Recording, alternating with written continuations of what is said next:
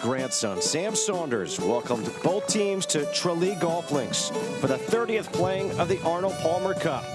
And after 36 matches, the international team leads by 1 point. But we have 24 singles matches today to decide who will be the champion.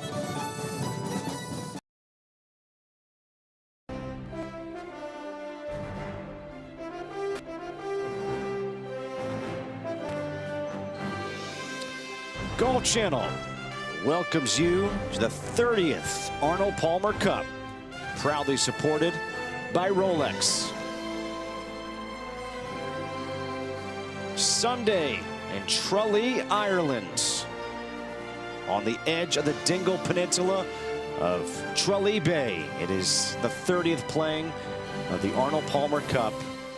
What has been a tremendous, closely fought cup so far.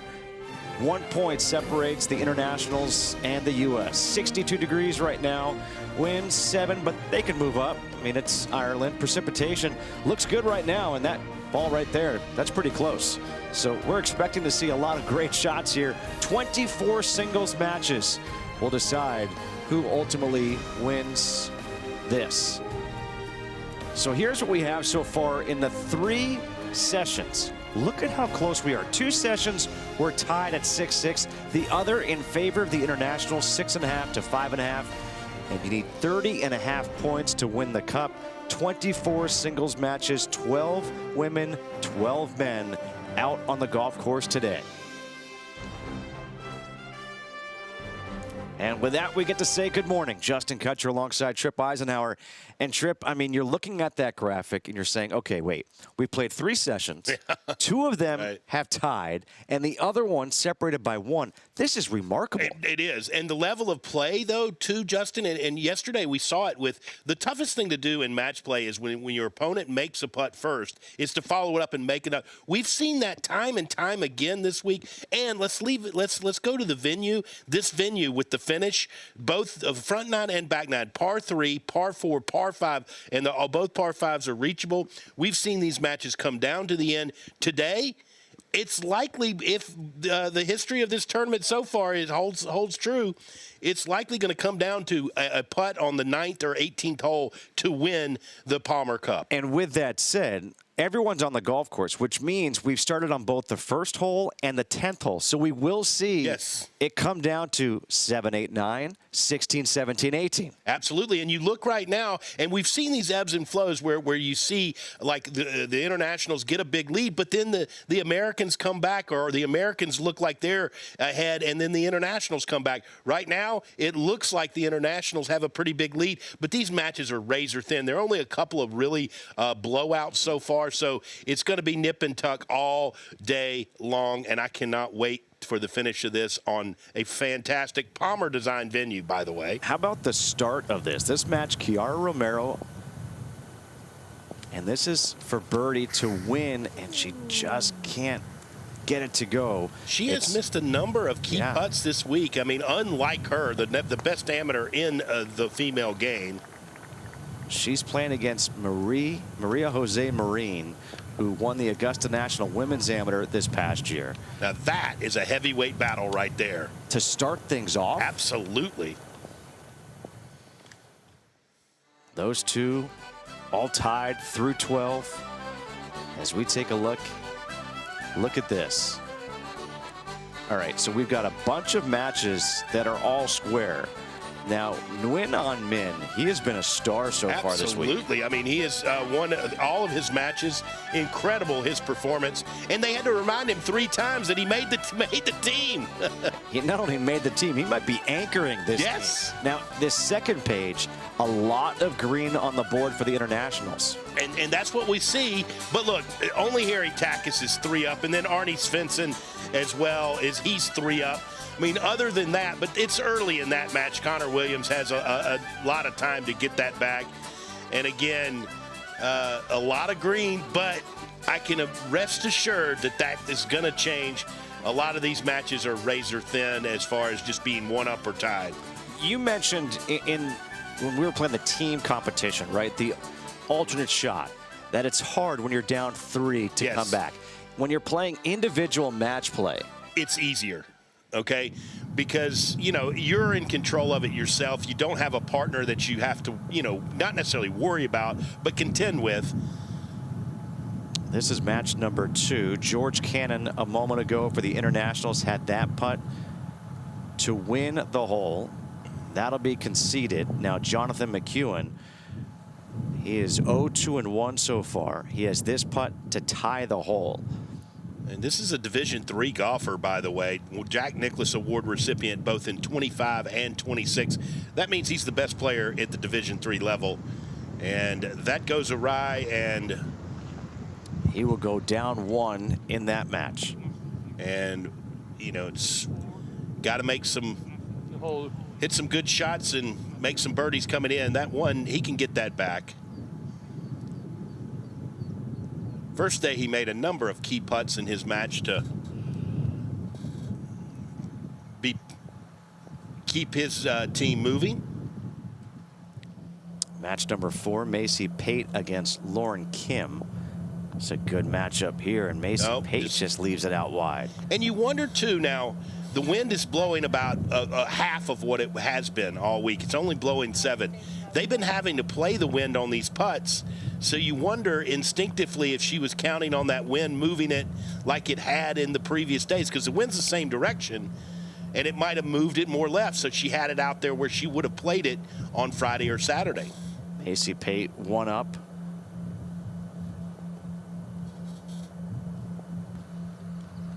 Just a beautiful day right here for the Sunday singles of the 30th playing of the Arnold Palmer Cup.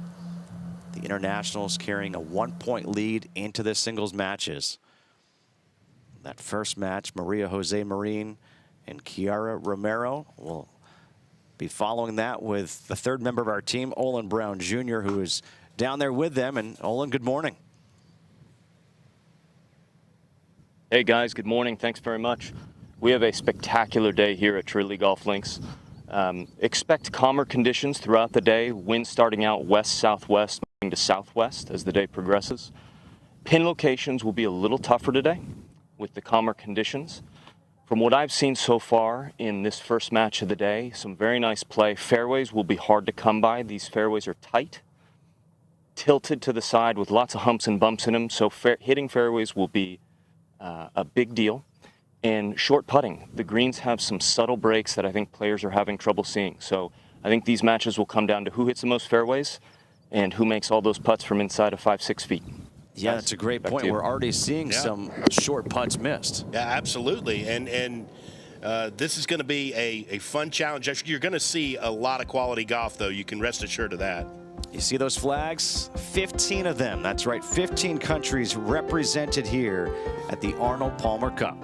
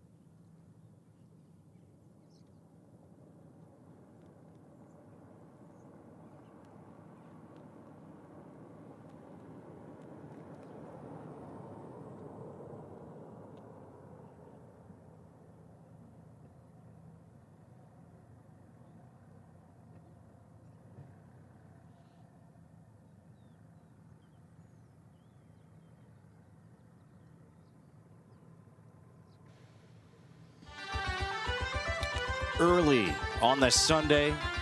The singles matches underway.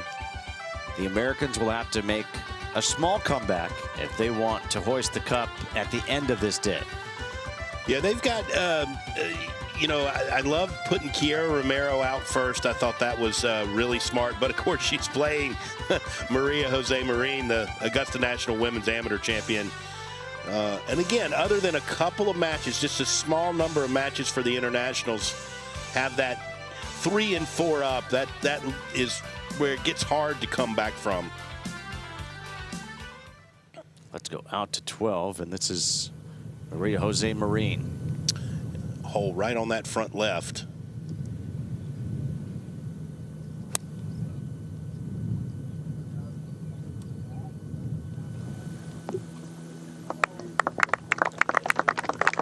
Okay. And you can see that wind, this is a completely calm day for Ireland. Yeah. Now, Kiara Romero.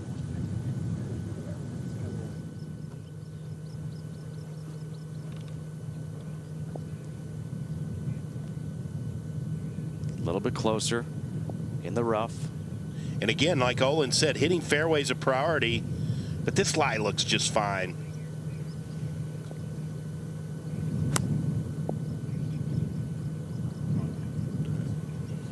What a golf swing that is. And the result, oh yeah. Good little bounce there. That goes down there to the left. That's a tough up and in, but that is a very makeable putt right there. Her swing reminds me a little bit of Nelly Korda. It's efficient and effective, no question about it. Lauren Kim in match number 4 playing Macy Pate. Lauren Kim out of the University of Texas from Surrey, Canada. This woman 3-0 this week, and look at that tee shot. Yeah. And she's one down at this point. This is match number 6, a birdie putt on the way for win on Min, and nearly holes that one. So Caden Pope is going. That's one where I think the flag hurts you. I think that ball might have gone in had there been no flag. Caden Pope, he's 3-0-0 so far. He has an eagle putt, and he needs to turn things around quickly. So this is Pope, yeah? To the on the tee, she's one up in this match against Lauren Kim. Yeah, 145 yards for the women, third.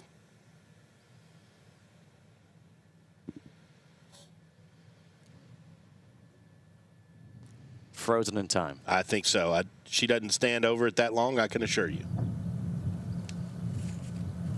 Now Caden Pope for eagle. He's got 2 putts to win this hole. He needs it, but 1 putt will do it. But okay, he'll take the full 2. So Caden Pope will get 1 back. He'll be 3 down.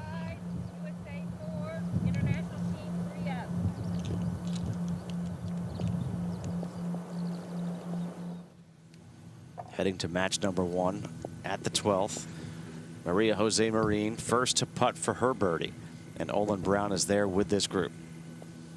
Hey guys, yeah, she has about 15 feet. Should be breaking to her left. Pretty simple putt, really. This was a really nice second shot she hit in here to get it just about pin high. The Arkansas Razorback from Columbia. She's done virtually everything she can on the amateur level. Yeah, I mean, no question about it. And she's playing with the low AM at the U.S. Women's Open. Kiara finished 6th, and Maria finished tied for 8th. So both women played fantastic at Riviera, and that's what you expect. First in. Now, does this hold true? First in always wins, right, Olin? That's what you think, but we've seen topping putts all week. Yeah, we've seen topping putts all week. Well, I'll tell you what, guys. Kiara got a great break here. I'm pretty sure her ball hit the sprinkler, and instead of bounding over the green, just went straight up in the air and a couple feet in front of it. So she's got a really great look here. There's a little knob behind her that should kick this ball right early. But, you know, this is a must-make putt. She got to knock it in. She just missed a short putt on the previous hole. Kiara Romero 1-2-0 so far. A 3-time first-team All-American out of the University of Oregon. This is her 3rd Arnold Palmer Cup.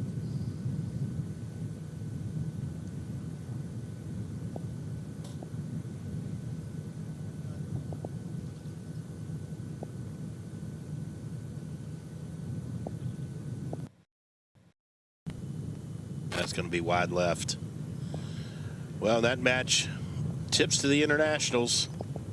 One up goes Maria Jose Marin.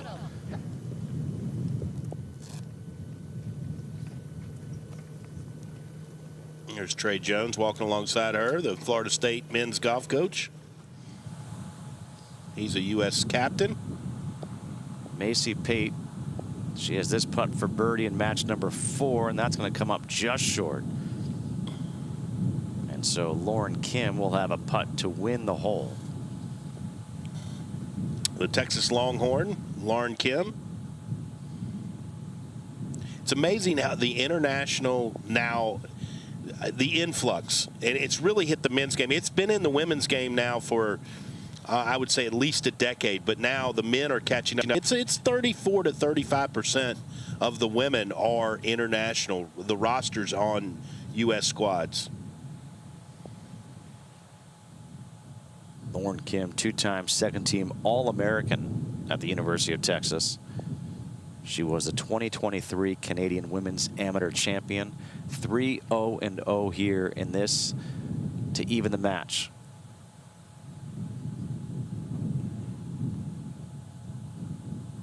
And so tough to get it out there far enough left.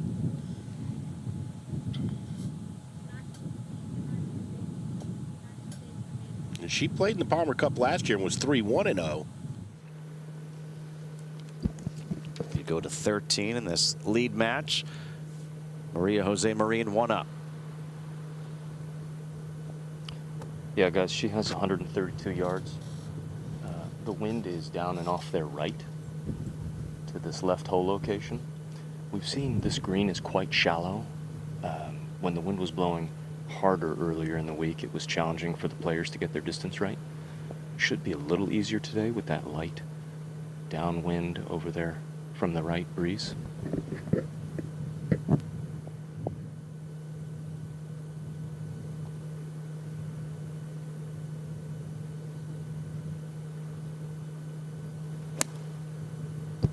This is going a little left.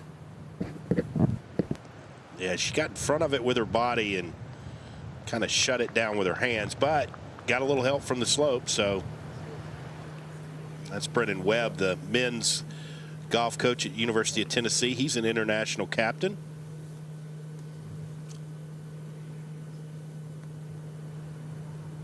Now Romero having to play one down here on the 13th.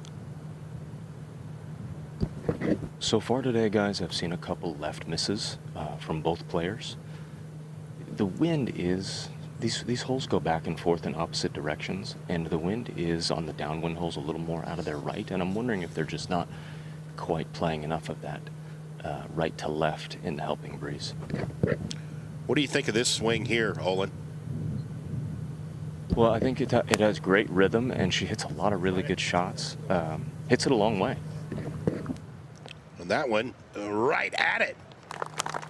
Beautiful control right there. Her tempo is so good. But she hits great positions, too. It's not just the fluidity and the tempo. You know, Nelly does that, but Nelly hits perfect positions, too. Kind of like, I like the comparison a little bit.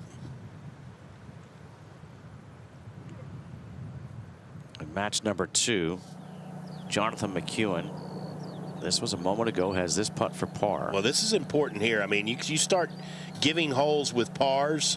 You know, if he can win a hole with a par, that's huge. You just don't want to do that in match play.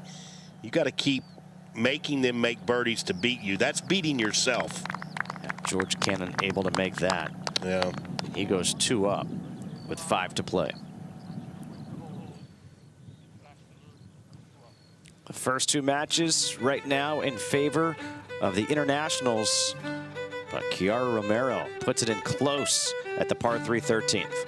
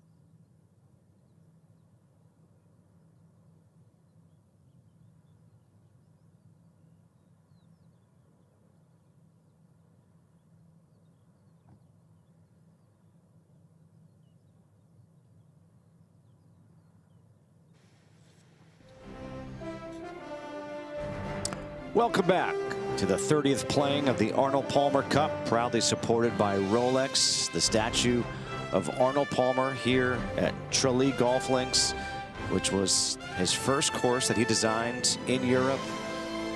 Quite fitting that it is now the host of the 30th playing of the Arnold Palmer Cup, which the event began back in 1997 at another Arnold Palmer course, Bay Hill. And here is Maria Jose Marin at 13, putting for birdie. This putt should go a little bit to her right, guys.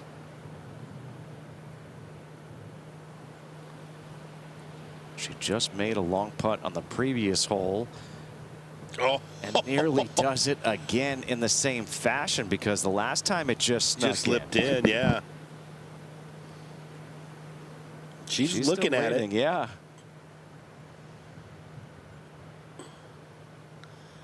You only get 10 seconds.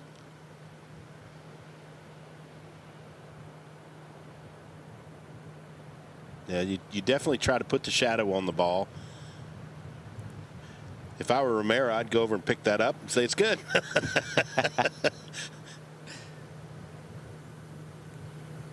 So now here's Romero, a chance to win the hole, tie the match once again.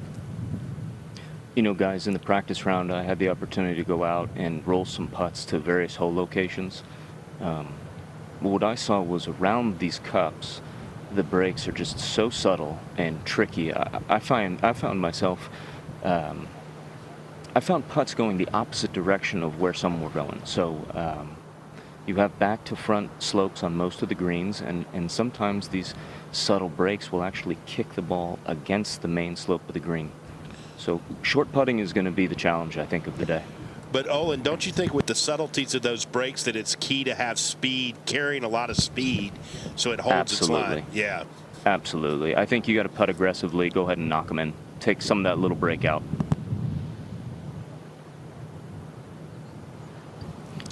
This putt, I had a chance to scope it out as I walked by. I didn't see much, guys.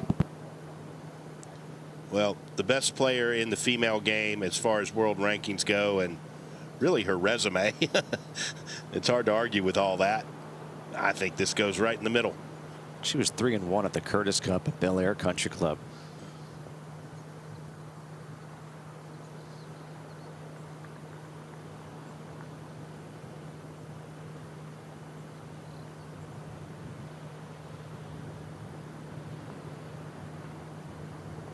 Oh, yeah. Responds. I mean, that was right in the middle. So she lost the previous hole, wins this hole. All square now going to 14. And look at her attitude. Just level. Doesn't change. Doesn't get too high. Doesn't get too low. Over at the fourth. This is the fourth match. Lauren Kim playing her second. One down against Macy Pate. Oh, wow. Look at that. That got better and better. I thought that was going to stay right there, but she knows what she's doing. Now Pate, can she respond? The Demon Deacon from Winston-Salem, North Carolina, and she does. Answers. That's beautiful. Such good golf. I think we're going to see a lot of firepower today. I mean, the wind has been such a part of this Palmer Cup, and today I think you know, it's going to be the golf course and the players. First group is walking up to the 14th hole. What a job to set the tone with these two as they play this 14th hole. I love putting a match like this out. 14th hole, you can see it's not a long hole at all. 393 for the men, 262 for the ladies. Two fairways. Everybody's been pushing it up this right fairway. It was downwind so much players, the men could get it up by the green on the first day and part of the second day. Today, that's not going to be the case, but players can get it where they're going to have a wedge. But again, like Owen said, a sloped fairway predominantly from right to left. And then today's hole location at 14's all the way in the back. So you can see that it's going to be really important to be coming into that from the fairway. 262, that's all the way to the back. Correct. Do you think Romero has the firepower to try to drive this? I think they can get it up there where they were getting it, where the men were getting it in that first round, which is right there in that, you know, front area of the green. Yeah, they've got that tee up there a good bit. They probably can get it on the green. Let's flip sides over to 4. Lauren Kim, first to putt for her birdie, one down against Macy Pate. We say it all the time, but man, you can get that first one in and the pressure just builds on your opponent. And she, oh my God, there's that subtle break Olin was talking about right there. That ball was inside the cup with about a foot to go, and it just wiggled right at the end and caught the right lip.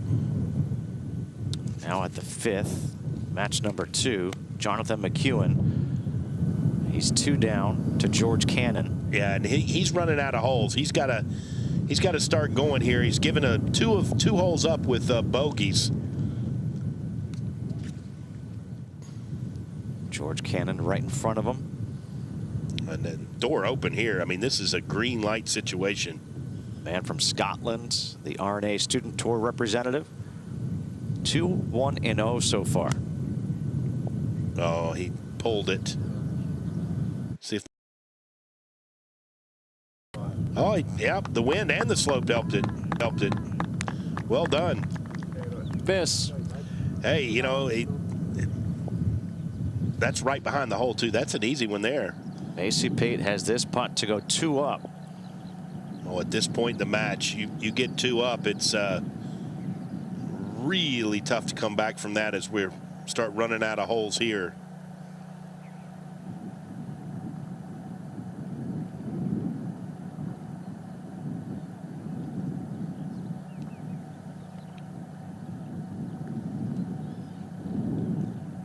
Yes, she gets it. Pate with a clutch putt. 2 up with 5 to play for her. Excuse me, 4 to play. No, 5 to play. My math. I'm getting a little. It's early. It's early. It is a little early. Let's go back to we'll have to 14, find out that from first Olin, match. but I think they can get it on the green today. I think that's why they moved it up here. Yeah, I think Romero's got the length. Yeah, guys, she definitely does. I had the opportunity to talk to Mary B. Porter this morning, who was instrumental in setting up the golf course. She's done a really fine job of making it a good, challenging test for the players this week. It's 265 to the face of that bunker short of the green. So I think at the very least, downhill, downwind.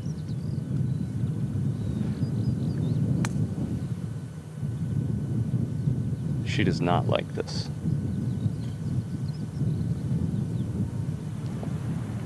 That gets hung up.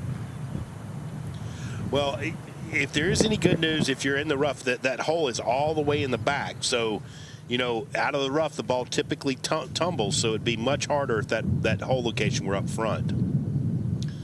But, you know, an opening here for Maria.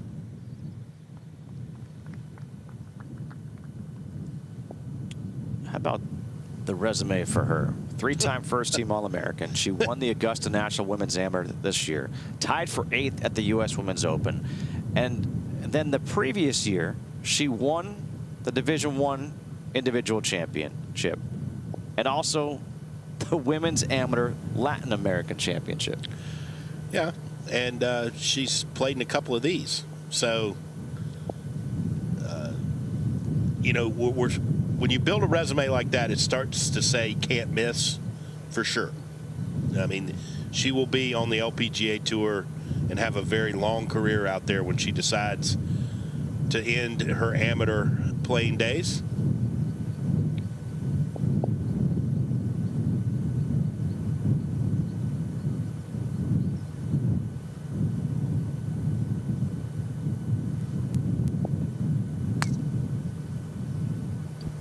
Guys, this is headed left.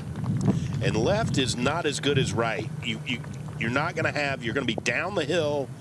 You're going to have, be hitting up across the green. Much better to be where Romero is than where Marin is. That match tied on the 14th hole. Jonathan McEwen has this putt for par. My goodness. Well, I mean, he's just handing this to him. I mean,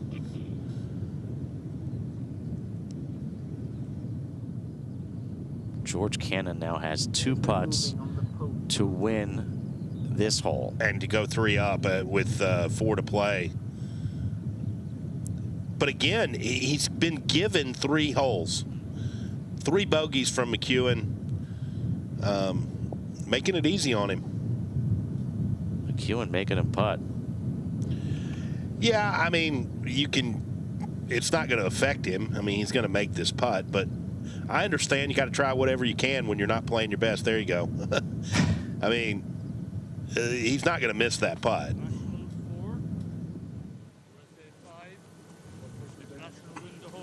So that's starting to look like a full point for the international side. Match number 3. This is Luke Poulter against Ryder Cowan. Luke Poulter has this putt at 13 to win the hole. And he's 1 down, so Now yes, he's even. That's I think I've seen that, Is that a Poulter from specialty? his genetic line. His hair's a bit different. If his eyes start bugging out of his head, then we know.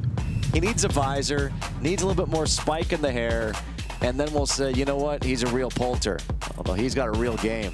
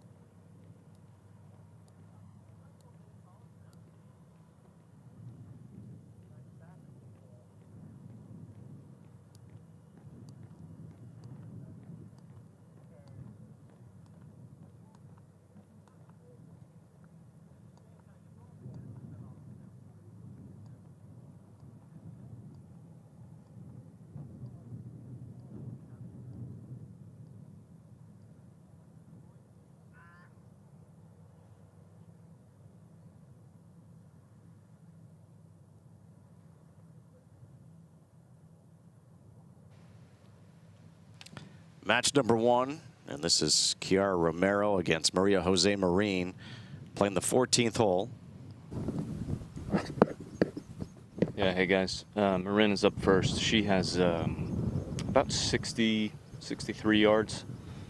Pretty good lie in this rough. Looks like the grass is growing with the ball.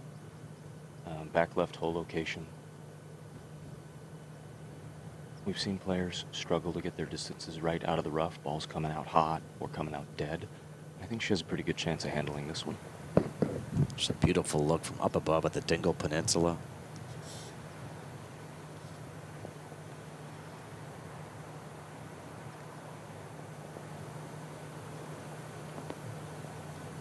Oh, hang on. Yeah, see, that's the problem when you're coming up from below like that. Your distance perception, and Olin can confirm, but you know, the great thing about Romero is she can see the whole green. Marin couldn't. Yeah, that's absolutely right, Trip. Romero does have a much worse lie over here in the right rough. She's basically playing baseball. That ball's so far above her feet. But she does have the better angle and all the green in the world to work with. So she can just dump this onto the front of the green and let the ball trundle to the hole.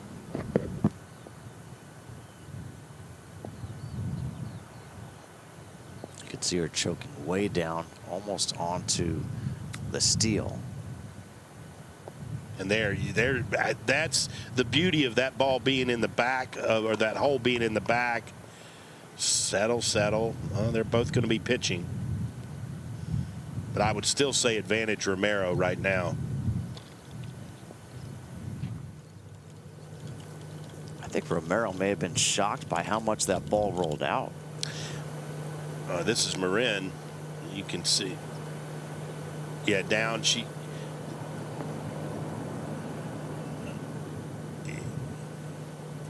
Yep, that's the problem. But with her short game, she should be able to handle it, provided that the lie is decent. We've already seen her chip in once at the 16th so far this week.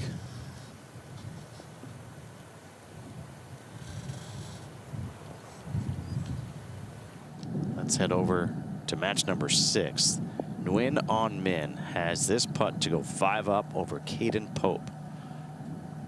Well, I mean, he has just been on fire today.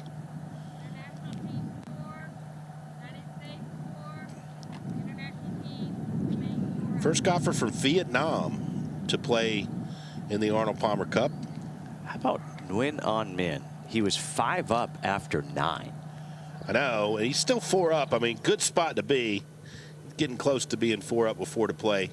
This is going to be lie dependent for Maria.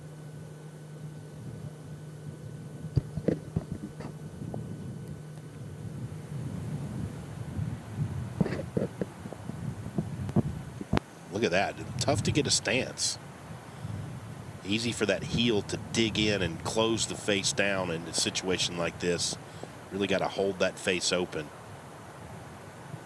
That's what the problem. You can get that face turning like that. But she still gives herself a chance to save par. She does, but you know that's one of those things that you learn as you more you play, that you have to really try to cut that and open that face so it doesn't do that. Now Romero, I think, huge advantage here. This is not a hard shot.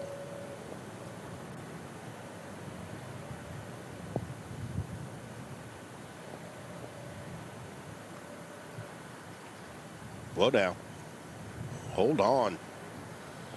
That's 2 very pedestrian efforts. Especially Romero's. I've seen players struggle from greenside out of the rough this week. It's hard to judge how hot the ball is going to come out, and I think both players were erring on the side of getting the ball to the hole there. We've seen some balls come up short and players actually not even get it to the green, so tricky around these greens.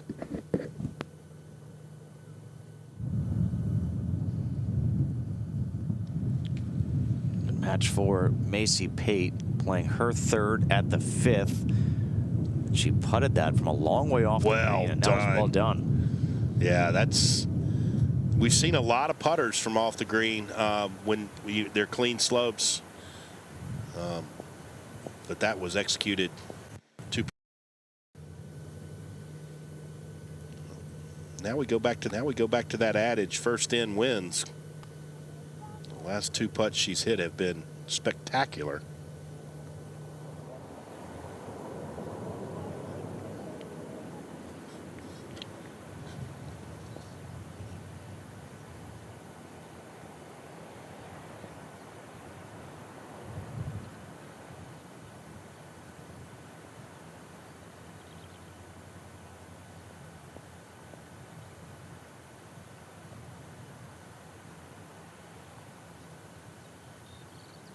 Yes. Wow, what an up and down. Boy, this is 2 heavyweights right here.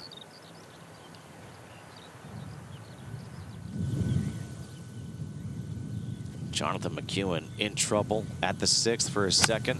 Man, Three down. Yeah, he's struggling, and yeah, that's good recovery right there. Did what he did what he needed to do. Give him a look.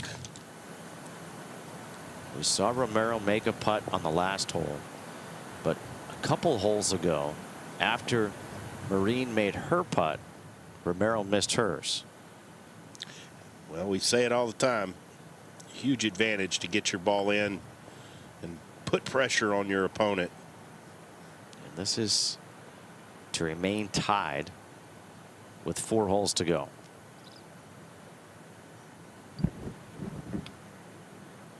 Guys, she should have gotten a pretty good look at this as it went by the hole. I think she can be pretty tight and firm with the line.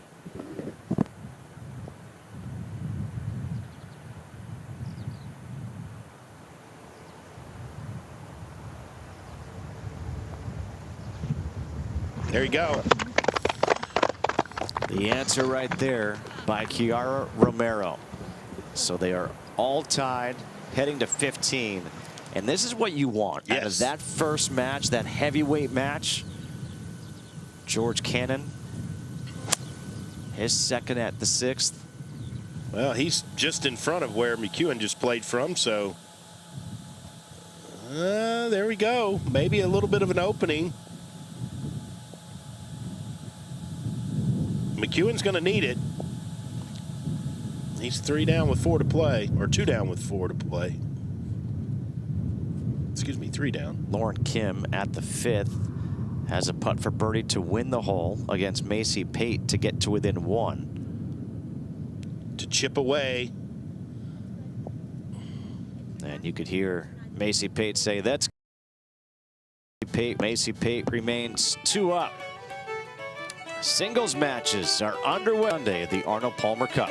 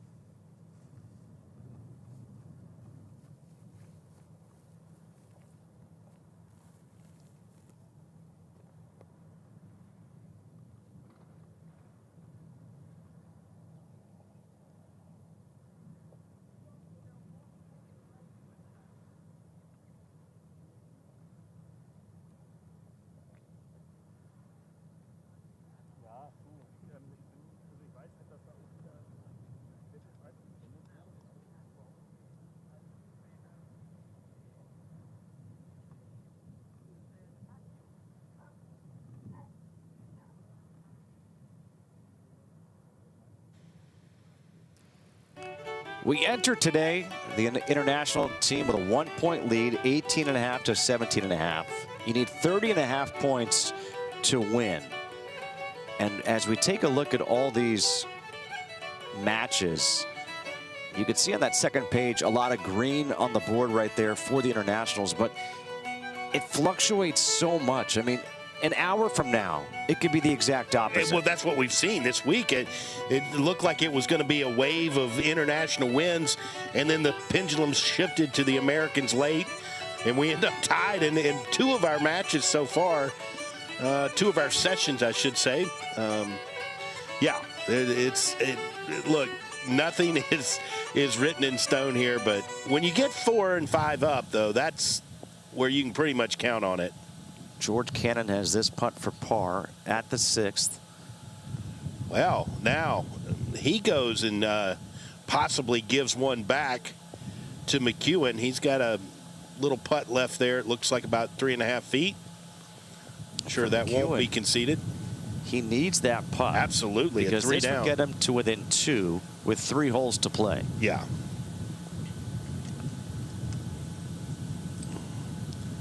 Well, second match of the day. And he's coming off 3 straight bogeys, so he needs this par as well, just to get his game in check. The Washington and Lee University player gets the hole right there, so now he is 2 down with 3 to play. Clawing his way back. Now we go to that stretch. Par 3, par 4, par 5. I love it. Yep, and it's the same way on the back 9.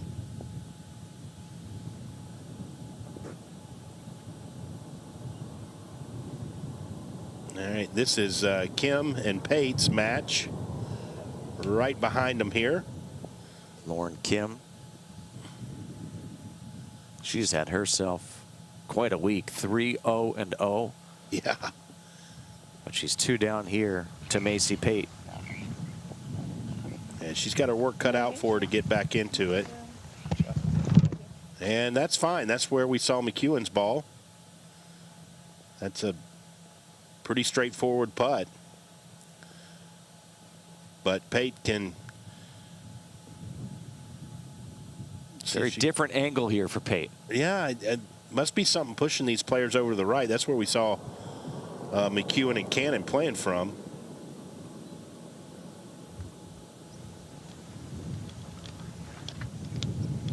Just a beautiful day.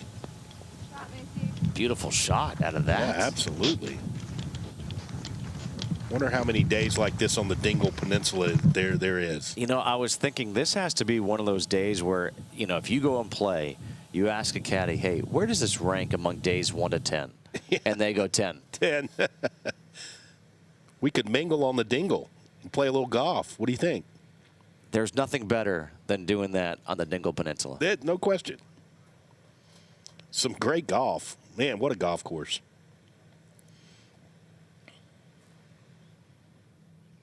It just looks spectacular. All right, the par 3 7th. For the men, just 125 yards. Very tiny green, though. Got a lot of different slopes in there. Let's see if it feeds off of that. That is really good shot. You cannot miss it short there. Big false front there that it falls off. So he took the wise play there, put it behind the hole. Tripp, I don't know about you, but 125-yard par 3 for men, I love. Oh, I do too. I think every guy. Well, okay, some of the best par 3s in golf are the postage stamp, the 7 at Pebble. I mean, you can throw it on the green at Pebble, and it's one of the best par 3s in the world. I think every golf course should have one that's at least less than 140 yards. I agree. Yeah. Tiny green, and the penalty for missing it's huge. Let's see if he gets aggressive here. The smart plays put it back there with where McEwen's ball is, and that's exactly what he did. And he'll get a teach. Absolutely, and at 2 up with 3 to play, that's huge. But if McEwen could knock it in, first one in. Absolutely. At the 15th, Maria Jose Marin first to play. All square. Yeah, guys, she has 90 yards playing uphill 3, wind slightly into off the left. That hole is all the way over there on the right. You can see the flag fluttering over there on the middle right of your screen. She wants to be left of that. Trip, it's also on a crown, so short of it, it's spinning back. Past it, it's skipping down to the back of the green. Very tricky shot to get your distance right. Yeah, distance is needed here, and she did. Look at that. That is beautiful. That is exactly where you need to hit it. That's just perfect distance. It is, and that's one of the elements of good wedge play: spin control, flight control, and distance control. Now it looks like Romero gave it a shot here. She's up there by the green. That's her walking on the green right there. Yeah, guys, Romero hit a great tee shot here. Skipped down out of this higher grass, this fescue, and just came up about 5 yards short of the green. And she's got a great look here from about, I don't know, 20 yards, straight up the green. Like I said a moment ago, the tricky part of this is the pin is on a crown, so getting distance right, even for a chip shot or a chip and run, will be tricky. The ball comes out a little hot, it can trundle down to the back of the green. So be looking to see how well she judges that. A huge advantage for her right now, because this is one I guarantee you she's trying to make.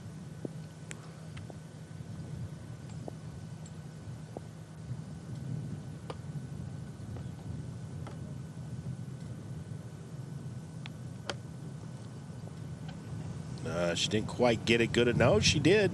Well done right there. That's what you expect out of world number 1. Looked like it was going to come up short, but it kept trundling up that little crowned area like Olin was saying.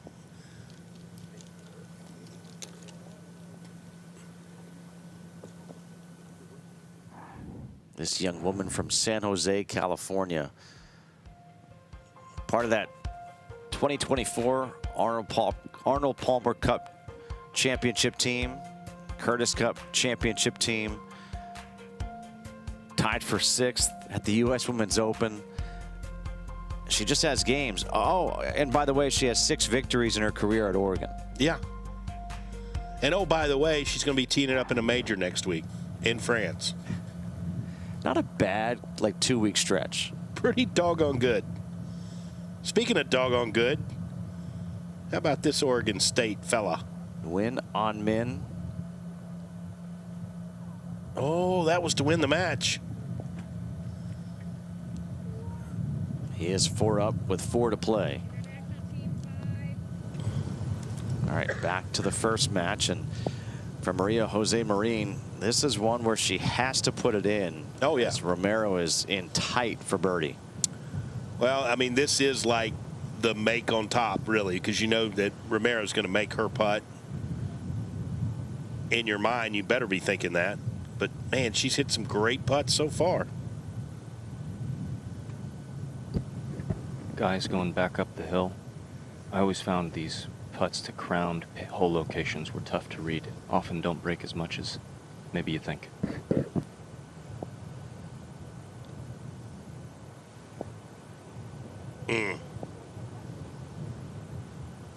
Good effort.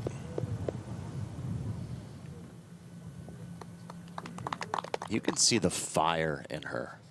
I love it. Oh, yeah. Both That these putt was conceded, so it's a win for Romero. So she goes 1 up with 3 to play. But both these ladies have that look of just a champion. They're unfazed. You don't get too high, you don't get too low. Now, Cannon, after getting the look from McEwen, has this putt to win the hole. If he wins the hole, he wins the match.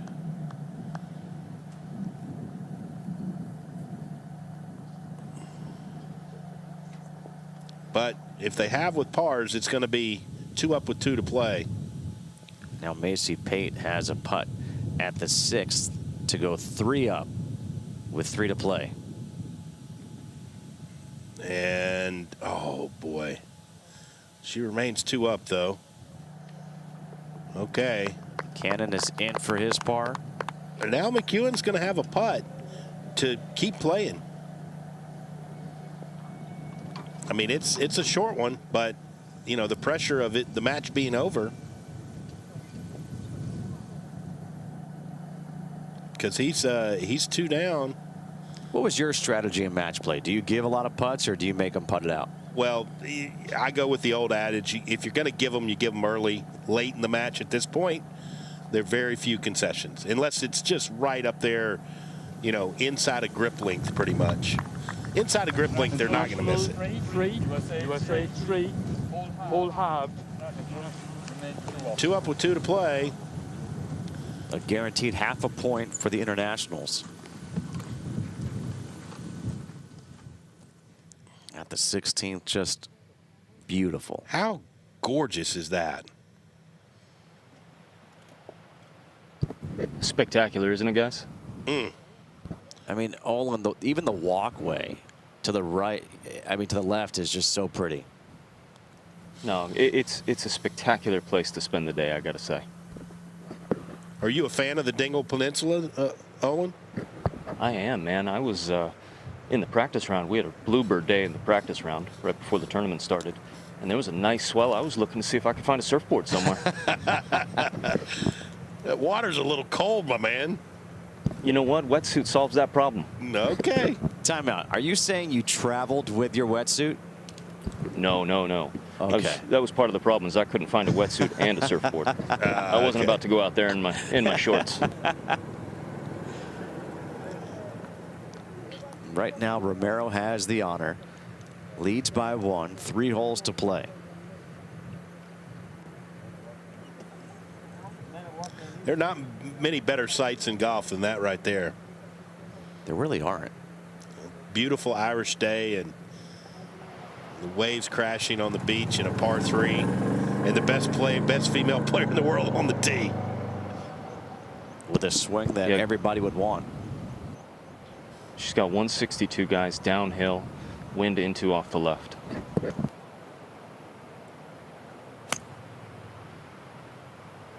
It's a good looking shot. And she's 1 up in this match, more importantly. What a great shot. That's exactly where you need to hit it. Just put the pressure on Marine. Yeah, just keep it on her. And, you know, any misstep from Marine now, and Romero's saying, you know, I'm not going to beat myself. You're going to have to come take it from me.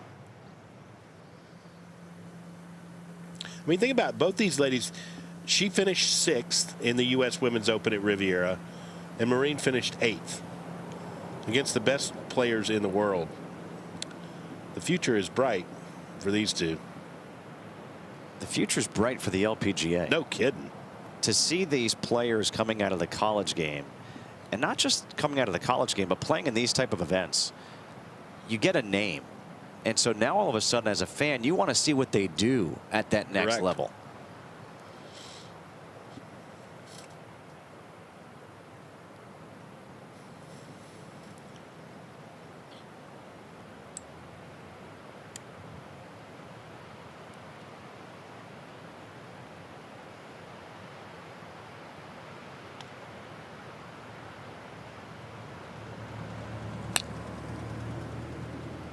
This is a good looking shot, guys. Right at it. Look at this. Look at the answer right there. Wow. This is what you want to see right here. Pressure on, and she delivers.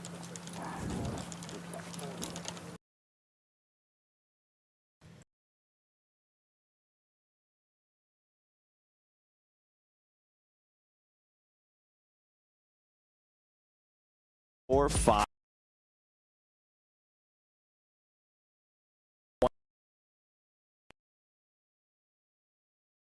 Firepower here on the ladies' side for sure. Macy at the 7th. She's 2 up. Yeah, and the 7th for the ladies is just 109 yards. But again, that front hole location, boy, Macy Pate's doing exactly what she needs to do. When you get the lead, you play aggressive but conservative know that they have to come get you. Cows don't seem interested in that tee shot behind him. And there you go. That's at 15 right there. That's going to leave a. That was it. That was Luke Poulter at the 15th. And here is the 15th. And you can see they've got the tee up. So these guys will be hitting across those bunkers there. There's the green on the left. They won't be. Now, some of the shorter players, we did see Marine lay up down here below and have about 60 yards in. But I think, again, the majority of the players at 303 and 221, why not give it a shot? I think even if you're up around the green, specifically if you're left, lower left of this, you're working up the entirety of the green. Now Ryder Cowan. Now he's got an iron. I don't know if he's. And remember, he was tied for low am at Shinnecock for the men's U.S. Open. Beautiful two shots right there. I think all the men will be going for this. Yeah, and what we're seeing is they're going for it, and they don't need driver either. No. Lauren Kim at the 7th after the nice shot by Macy Pate. She has to answer. Tight. Yeah, she has to answer, being 2 down, 3 to play. And does she answer? Yes. Man, how good is this? Emphatically. We saw the answer already by Jose Marine. Now we're seeing it by Lauren Kim. This is great.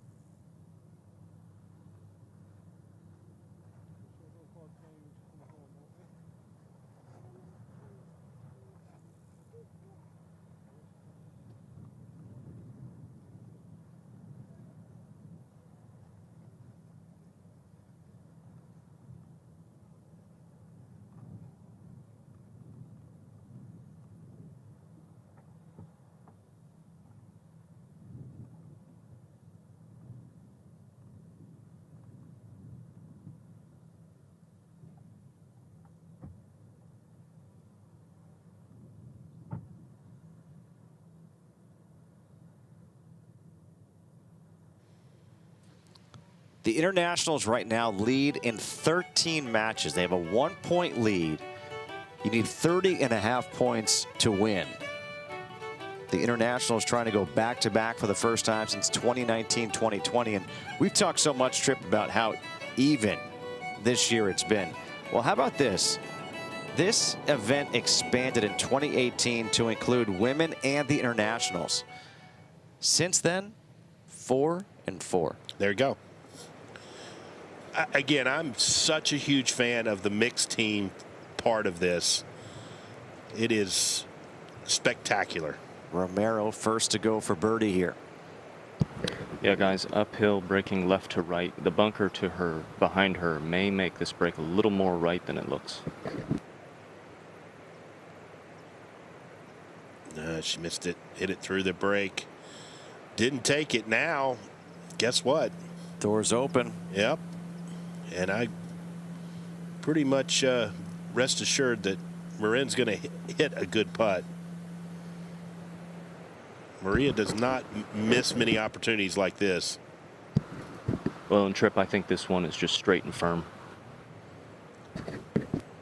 This would tie the match going to 17.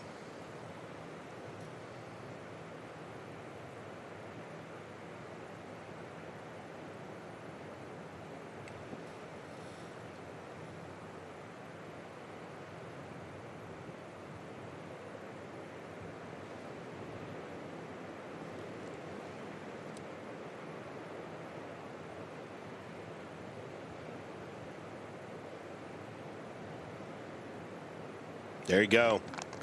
Just clutch. All square to 17 we go. What 2 good shots she just hit right there.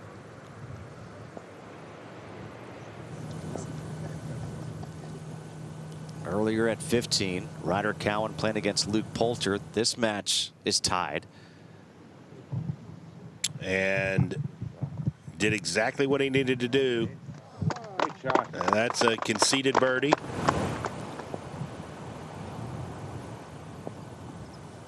Poulter has this putt for birdie to tie the hole. Can he answer? And no. Not this time. So Ryder Cowan, who does not have a point yet in this event, leads by 1 with 3 to play.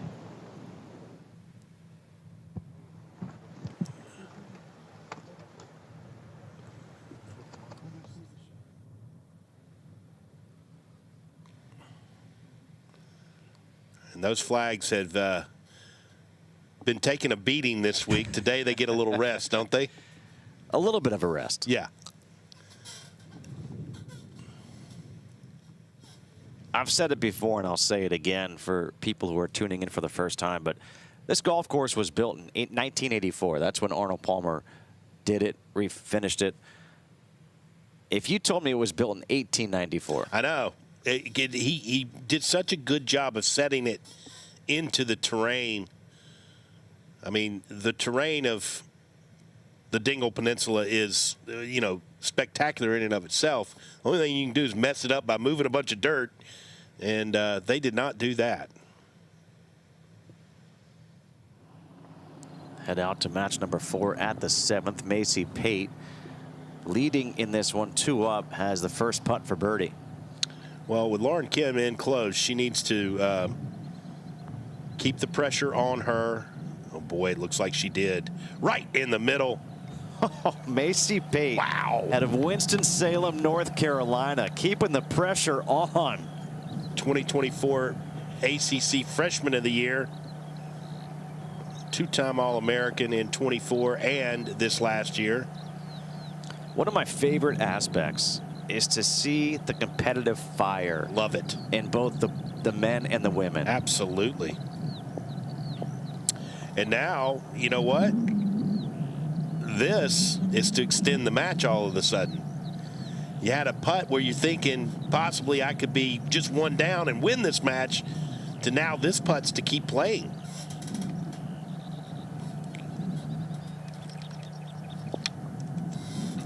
The pressure just got ratcheted up a little bit.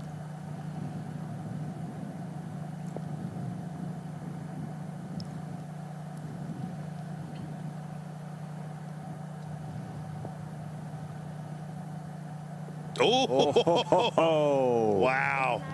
Lives to see another hole. And Lauren Kim, you think about what she's done in the Arnold Palmer Cup in 2 years. She is a combined 6-1-0. At the 17th now, Maria Jose Marin with the match all tied. Really important to find the fairway here as you're hitting uphill into this green. Today's hole location all the way over on the right, and that'll be, looks to find the fairway. It was less than driver. Yeah, you don't need the driver. You just need it in the fairway. Driver would drive it through.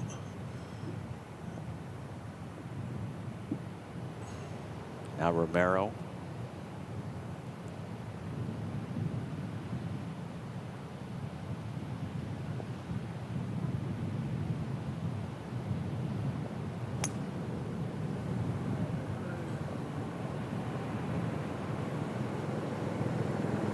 Has her attention.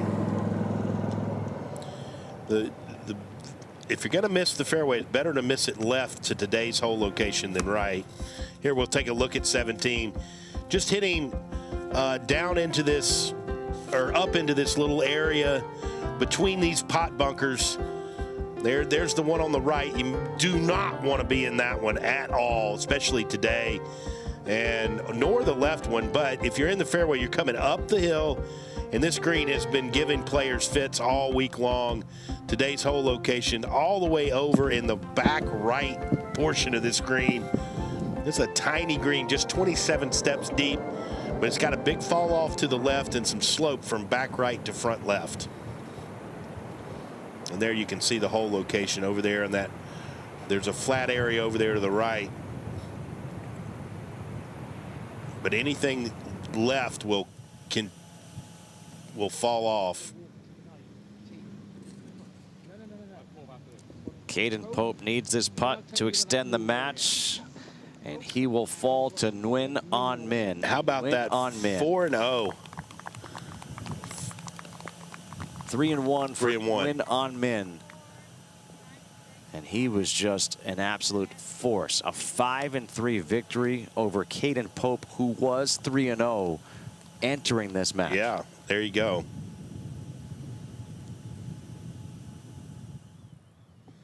So the first point on the board for the internationals, now a 2-point lead, 19.5 to 17.5.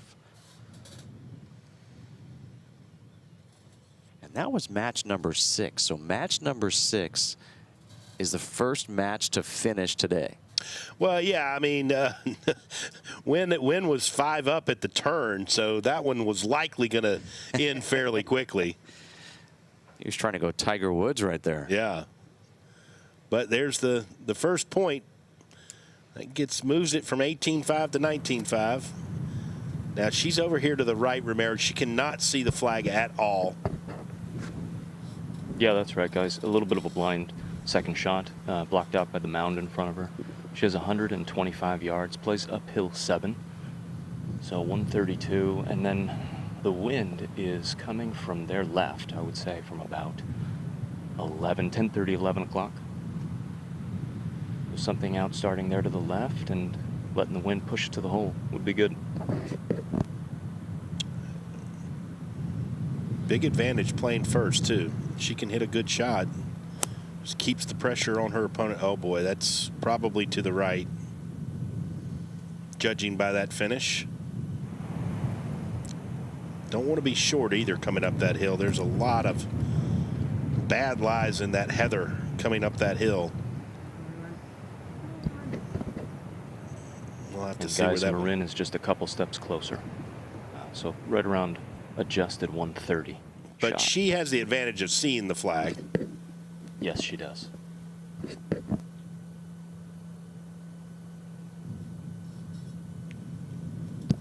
On her angle, the wind is more left to right, less hurt.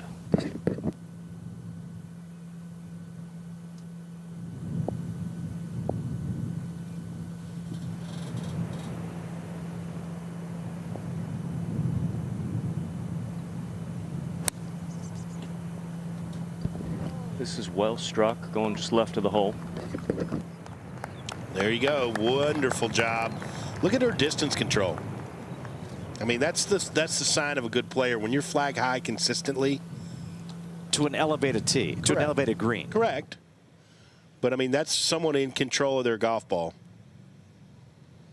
So the first point on the board, Nguyen An Minh in match number 6. Closes out Caden Pope 5-3. Harry Takis, he's got a nice lead over Willie Walsh, 4 up with 5 to play. A lot of green early on this Sunday as the internationals are trying to go back-to-back at the Arnold Palmer Cup.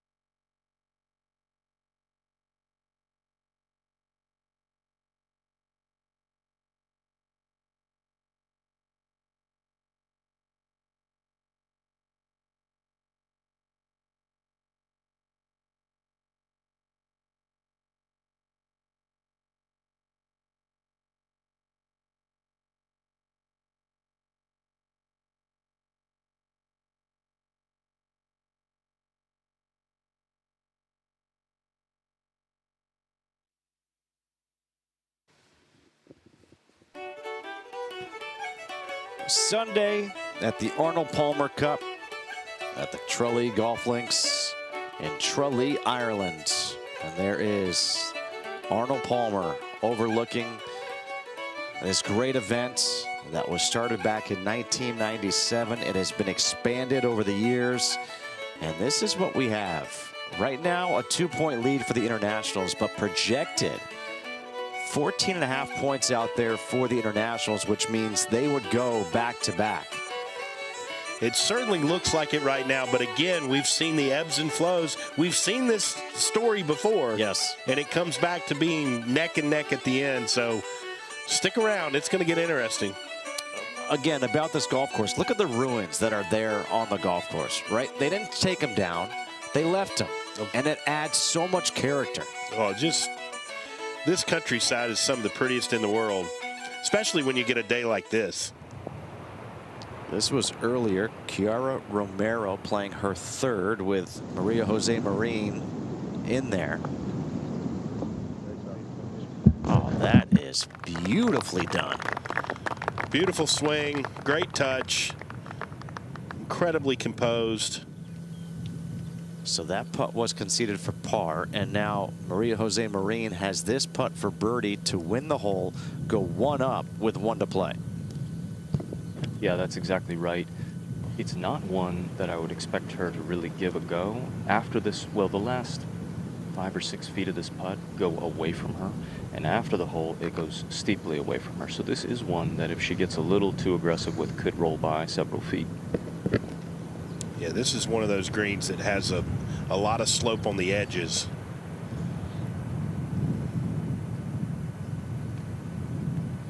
Her speed has been fantastic on the greens. Her putting's been fantastic.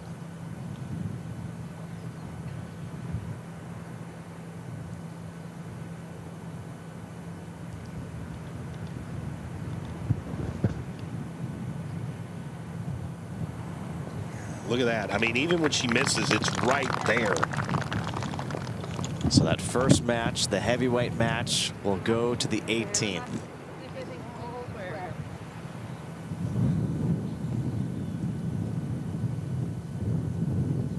What a battle. I mean, you could have predicted this, though. These two, and they've played great golf. There have been birdies made. Very few holes are be giving. Luke Poulter at the 16th has this for par. Wow. He just won that hole. So that match is now all square to 17. A lot of these matches are getting tight late. Again, that's why I don't pay any attention quite yet to that projected. Macy Pate has 2 putts to win the match at the 8th hole against Lauren Kim.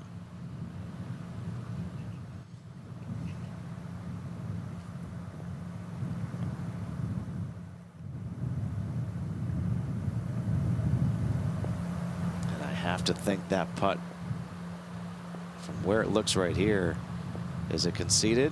Yes, it is, and that's the match. The first point on the board for the Americans. Macy Pate hands Lauren Kim her first loss of this event. A 2-1 victory for Macy Pate. Macy Pate 2-1-1 this week. At the 9th, this match, George Cannon, Jonathan McEwen. It has gone the distance now. And this is a really tough putt. You'll see that huge slope coming off that bunker at the top of your screen. Got to navigate that. But this is for eagle. Now remember, at the 8th, Cannon hit 2 balls out of bounds, conceded the 8th, which means they went to the 9th. This putt for eagle should get pretty good right here. Yeah, I thought it would keep going. I'm sure he did too. But that's not in for birdie yet. This match has been kind of gifts from each player to the other. McEwen 3 bogeys in a row to get 3 down, and then a couple of missteps by Cannon, and now he's just 1 down. McEwen is, with a chance to possibly get a half point. That'd be huge for him. Huge. And again, it would speak to those ebbs and flows that we see. The projections, they're fun to watch. What's even more fun to watch is how the projections change by the hour. Oh, gotcha. And, you know, again, right now it looks very promising for the internationals, but just a picture-perfect day in Ireland on a Sunday. The Americans wearing... After this is over, let's go play 9. Game on. All right. I like it. Which 9 do you want, front or back? Either. I like the back a little bit better. I'm a little biased towards the back.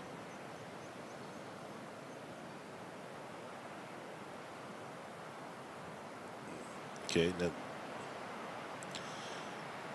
Jonathan McEwen, he'll have a putt for eagle. And if he makes this, he wins the hole and halves the match. Now, how aggressive do you get? Much easier putt. Because he doesn't have to see that slope up there that Cannon's standing on. That is a really hard slope to navigate. Now, he does have a slope coming up, but not near as pronounced up it, and it'll go to the right. You got to hit it a little harder than that. Oh, that was right on line. So both have birdie putts. And a half is a victory for Cannon and the internationals. Keep that in mind. So if Cannon knocks this putt in, it's a full point for the internationals.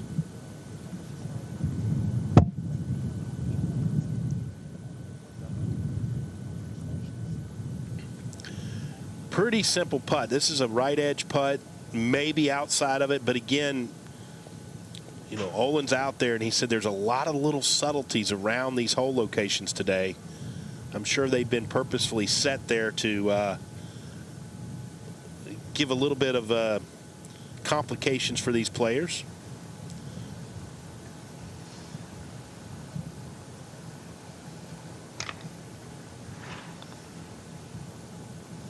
There's your match winner. Cannon able to close it out on the final hole, so a point for the internationals as George Cannon goes to 3-1-0 as Jonathan McEwen falls to 0-3-1. A 1-up finish for Cannon, and the internationals now with a 2-point lead, 20.5 to 18.5, and the internationals right now leading in 9. Oh boy.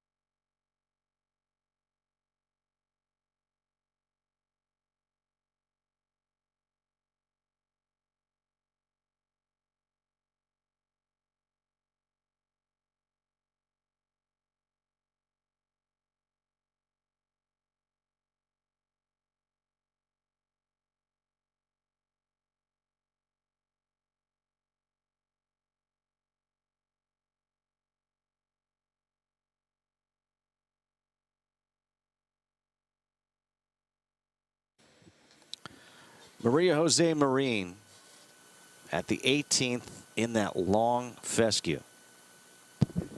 Yeah, guys, her ball managed to miss the pot bunker, one of these aiming bunkers out here in the just off the fairway, and has nestled down on the downslope in some pretty thick fescue. This will just be a layup.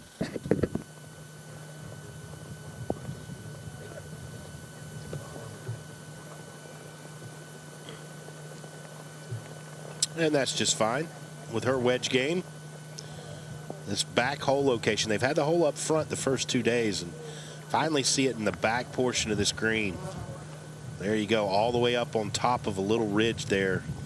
Tough to get it close unless you're up by the green.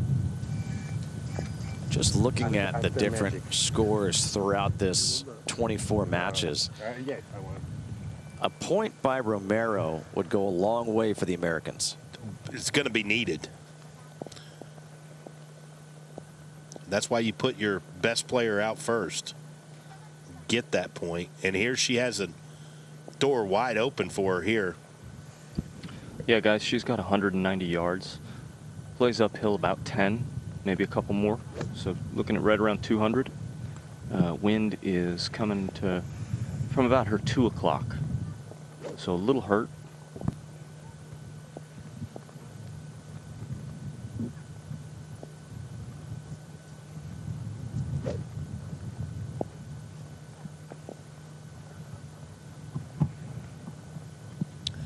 I want to aim there's a steeple up there on top of the roof right there. With that wind, that looks like to be where she's aiming.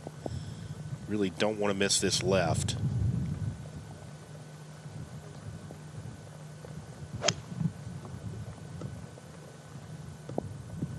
That's going to be out to the right. That's been her miss this week. But that's fine. She seems frustrated with it. I think that's very doable. Much better there than left. And left is no bueno.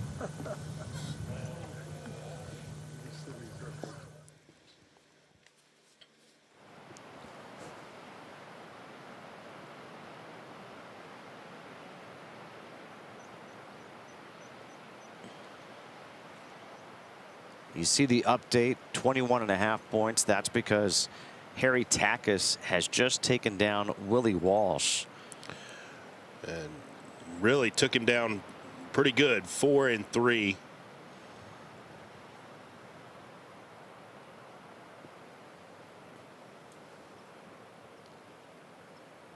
Harry Takis 3-1-0 this week, hands Willie Walsh his first defeat.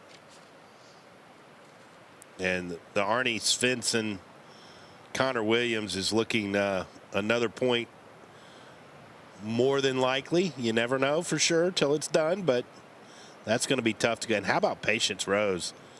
I mean, she's been on a tear, really. Played great at the Curtis Cup and been fantastic in this competition.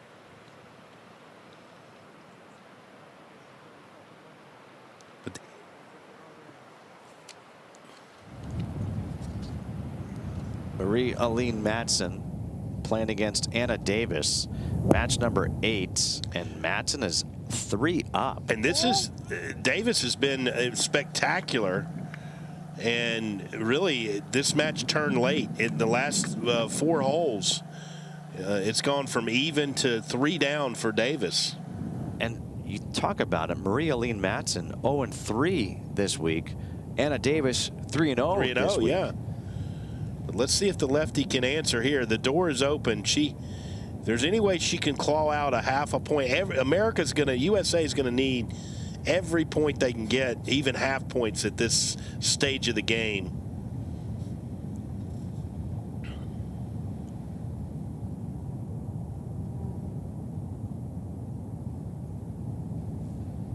She needs to be aggressive here.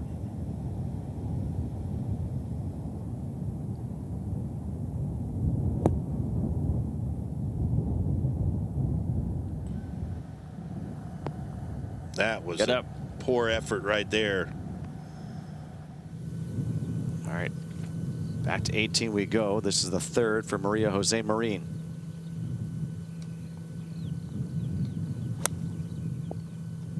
Well, we've been pointing out how good her distance control has been. And, oh, just almost up on that little tier. That's going to leave a tough. That's no easy putt there. So Romero, advantage clearly right now.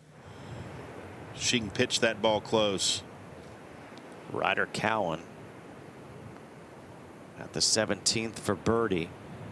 His match with Luke Poulter's all square. You saw Poulter's ball in there. Cowan has not won a point yet. And when you think about what he did at Shinnecock, you would have thought he'd come in as one of the hottest players. Yeah, absolutely. Tied for co-low amateur. Now this is to stay even headed to 18. Normally these are no problem, but now 17th hole of a match in the Palmer Cup adds a little link to these.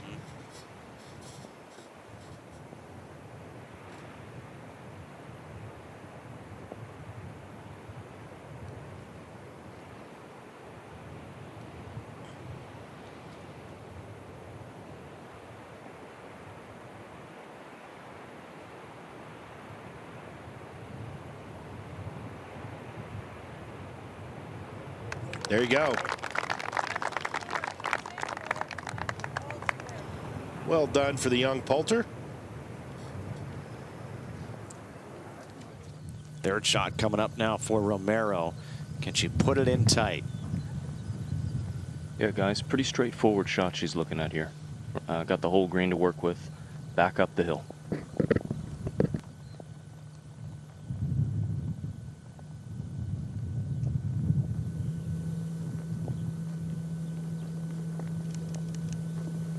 Her short game has been magnificent. And another very nice shot.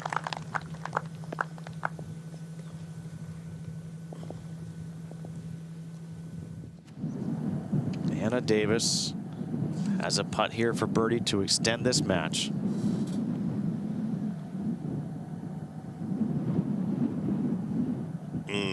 Now, Madsen does have a putt for par, so it's not over yet.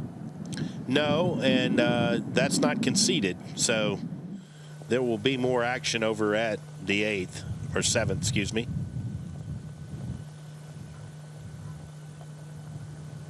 Well, this is what you want, isn't it? Two of the best players in the game. Head to head, all square, 18th hole. Going to come down to the putter. But clearly advantage Romero at this point, but that can shift here real quick. The way that Maria Jose Marin has been putting, I feel this is going to at least scare the hole. You would think. But how steep is that slope? Olin's out there. Yeah, she's looking at about 20, 25 feet here. That slope is pretty significant that she's got to come up over.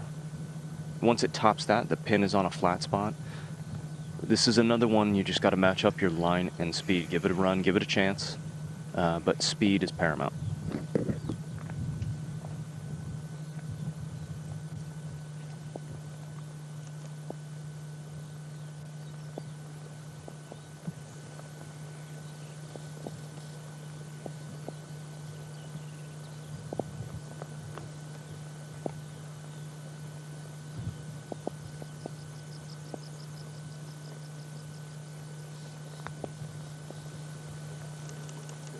Did she hit it right on line? So tough to hit it all that hard up that slope. Boy, that was a good looking putt for a long time. That putt is conceded, so she's in with a par, and it's a chance for Romero to win the match with a birdie. Well, it's at least a half a point for the U.S., but man, oh man, with the leaderboard looking like it is right now, they need every point they can get. And you would want this woman right here handling the situation.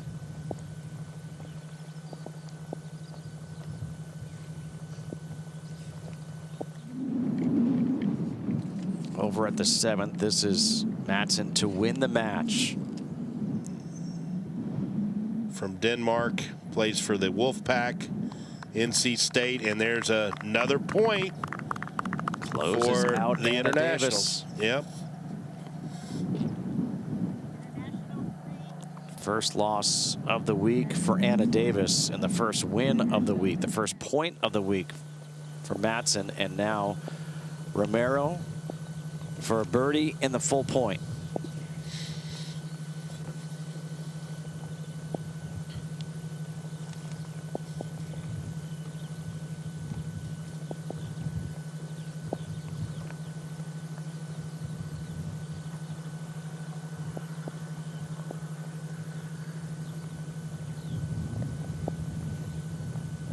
Really taking a long time looking at this putt.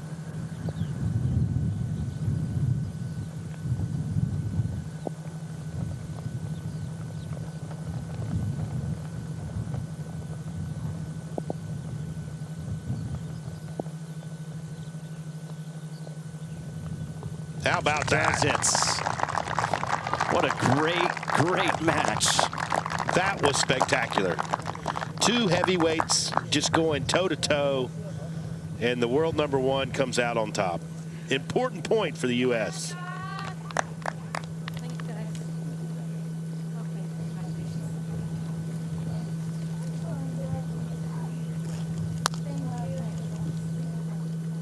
Macy Pate with the low 5. Those two have got full points for the Americans here today. It's a 3-point lead right now for the Internationals, 22.5 to 19.5.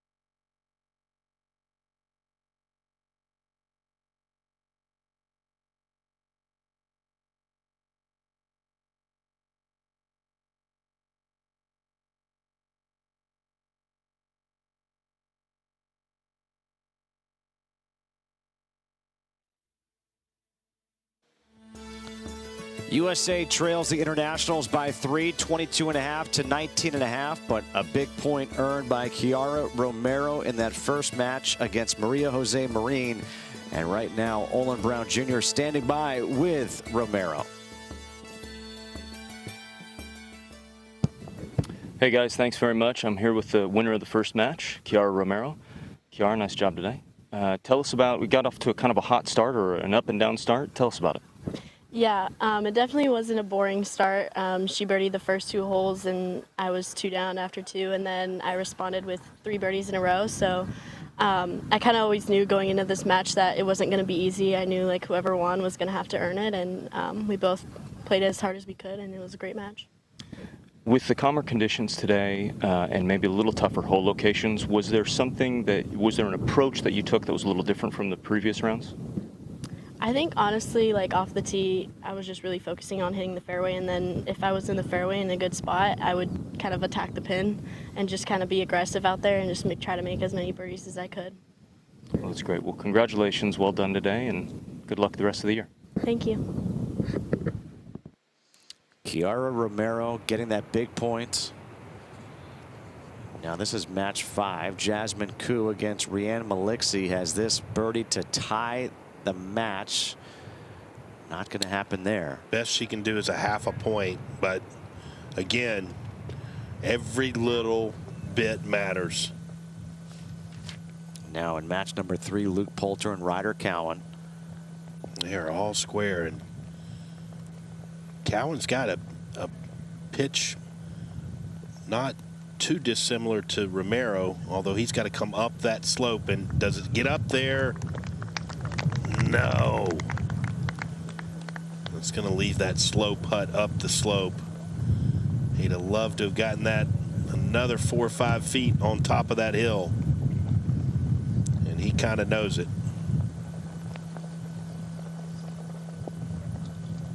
Golf is one of those games where you talk to yourself a lot. And Yes, you don't you do. oftentimes talk to yourself nicely. Exactly. I like what they were talking about on the John Deere telecast yesterday, that Zach Blair, who talks to himself all the time, he says, I can't wait to wake up and hear what I have to say tomorrow.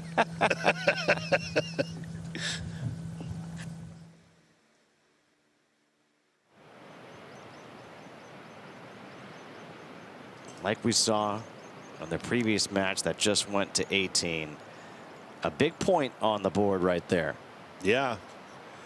I mean, that was Cowan, you know, pitching for eagle, but now Poulter's got a birdie putt. 2 birdie putts here between Poulter and Cowan.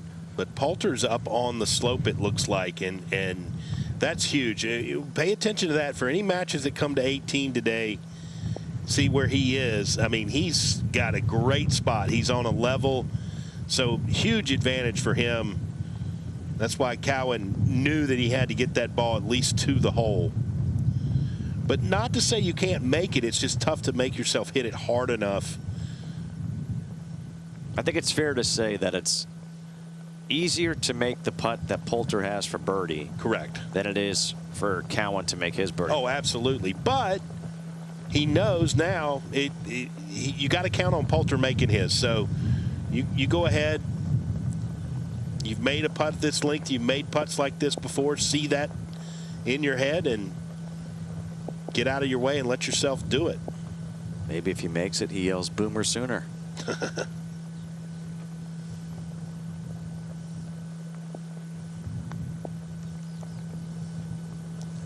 Did he get it there? Oh, what a great effort. Right in the jaws. And that's what you're going to see from players. You just have to hit it so hard up that slope. Now Poulter has a chance for the full point to get within the last 7 points of winning the Palmer Cup. The last time that Poulter led in this match was the 2nd hole. Yeah, but it doesn't matter if you how many leads you had or didn't have. If he has it walking off this green, that will be a big step for Green. The Palmer Cup back to back. The New York Knicks know something about that. Yeah, they do. This is a really good look right here for birdie. Oh, yeah, this is a pretty straightforward putt. It's on the opposite side of Romero's and just a little bit further, but a pretty elementary putt to read. Just can you execute?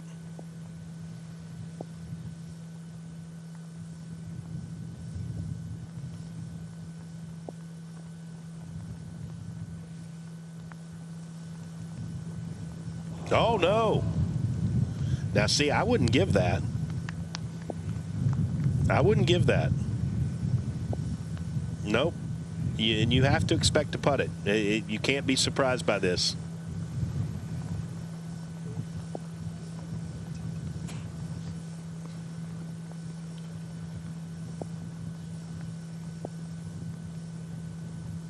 how quickly things can change.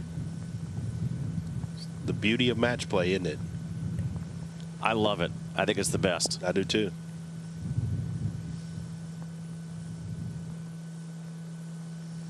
Now to tie. Huge half point for Cowan.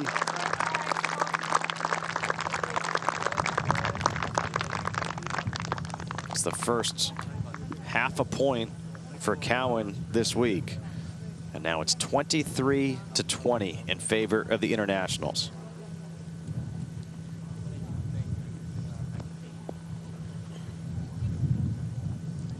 Luke Poulter can't believe he missed that putt. He hit a good one. You got to give him credit. I mean, he hit it where he saw it, and that's all you can do. And he, you know, these putts are tough to figure out on a lot of different angles.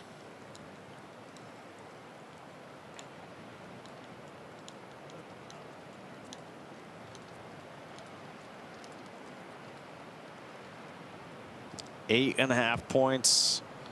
The Internationals away from winning their second consecutive Arnold Palmer Cup. They lead by 3 over the USA.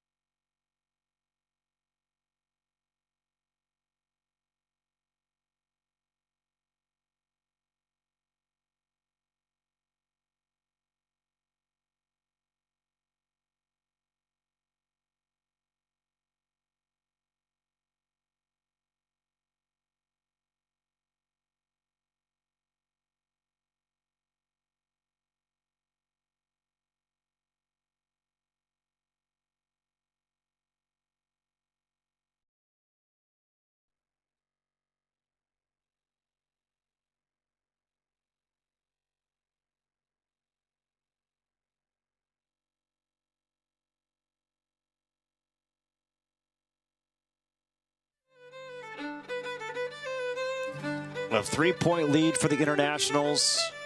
The first few matches done. 1 for the U.S., 1 for the Internationals. A half between Ryder Cowan and Luke Poulter. Macy Pate continues her strong play. Arnie Svensson. Svensson, a chance to win this match there right you go. here. Man. Another point. And that just dominated. He got up early and just kept pounding, made the turn 5 up and ended up 6-5. A 6-5 victory over Connor Williams. Arnie Svensson plays at LSU from Iceland. Iceland to Baton Rouge. A little different. A little different. Right now, the projected scoring would have the Internationals with 32 points, the USA with 28 points. 30.5 points is needed to win.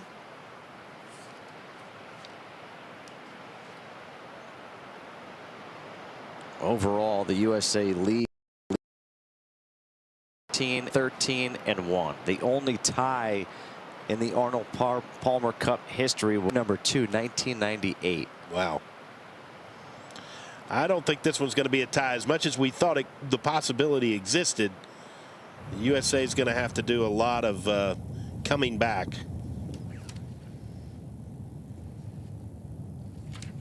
Match 14. And this is Wheaton Ennis against Milan Potgieter. And he's 3 up. And that's not where you want to be when you're 3 up. Gives an opening for his opponent to come through. His opponent, Milan Potgieter, third-team All-American this past year, plays at the University of Louisiana. How about this kid? He had 3 wins last year, but he had a stretch during the postseason in May. 93 consecutive holes without a bogey. No, that's pretty good.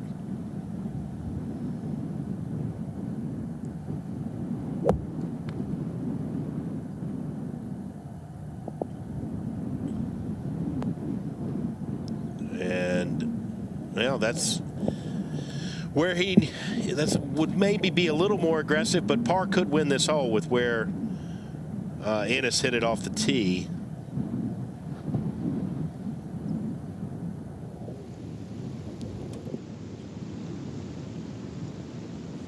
Farrah O'Keefe second at 17. And she's 1 down, so she's got to make some things happen here. Looks like she's trying to hit a fade to that hole location. Doesn't get it up there, and oh my, she's in jeopardy now. Door open for Silchenko, excuse me. Marta Silchenko from Latvia plays at Oklahoma State. Second-team All-American this past year. Well, huge opening here for her. She can close this match out here. O'Keefe is always a tough out in match play. Be huge for her. O'Keefe got off to a quick start. She was 1 up through 4, but ever since then it has been all Silchenko.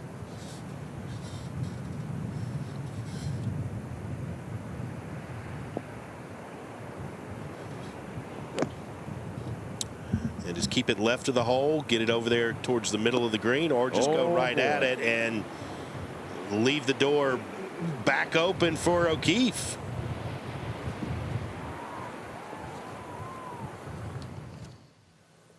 Now match number 5. This is Jasmine Koo for Eagle. Match all even. We haven't seen anybody get it to the hole. This was earlier, and she gets it to the hole. That left for birdie against Rianne Malixie. Well, let's see if the Duke Blue Devil learned anything. Very similar putt for Eagle. Yep, to win the match.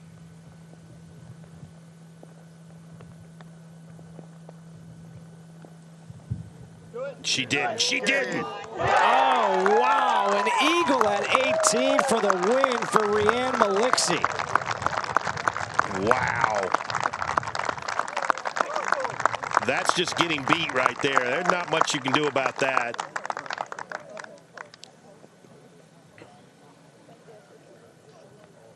Boy, oh boy, that makes the hill get steeper for the USA. That was looking like going to be a half a point. United States 4. International team wins 1 up.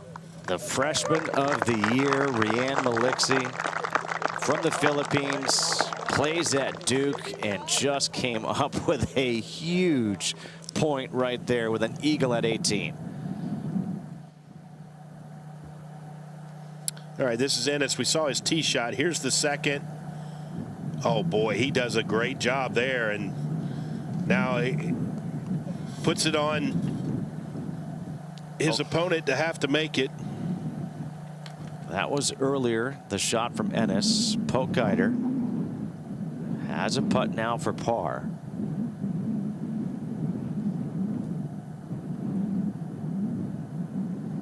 Oh, this is for birdie.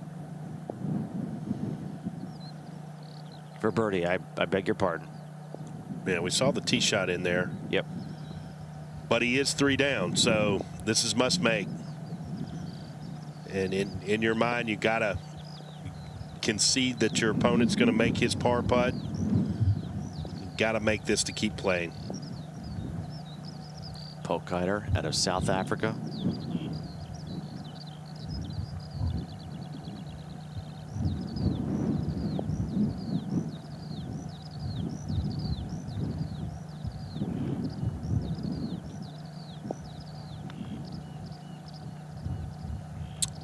That's gonna miss left.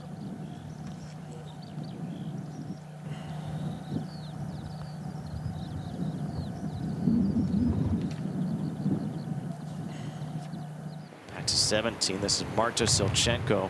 Look at this. Oh no. Oh no, at one up. This is gonna go off the green in the front. Oh boy. That is a. You do not want to give Farrah O'Keefe any inch at all. She will take it. Oh my gosh. This is big mistake. Not just that, but Silchenko is still away. So Farrah O'Keefe. Yeah, gets to see her play. All right, what do I have to do? Yeah, she gets to see her play her fourth before she plays her third. Look at that view. My goodness.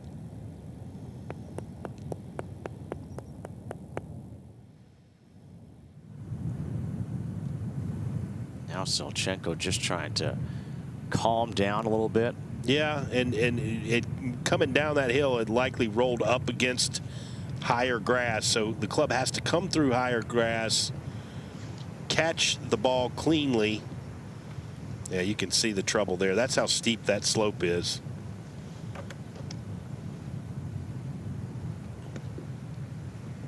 Well, she got it clean. That putt is left for bogey. For bogey.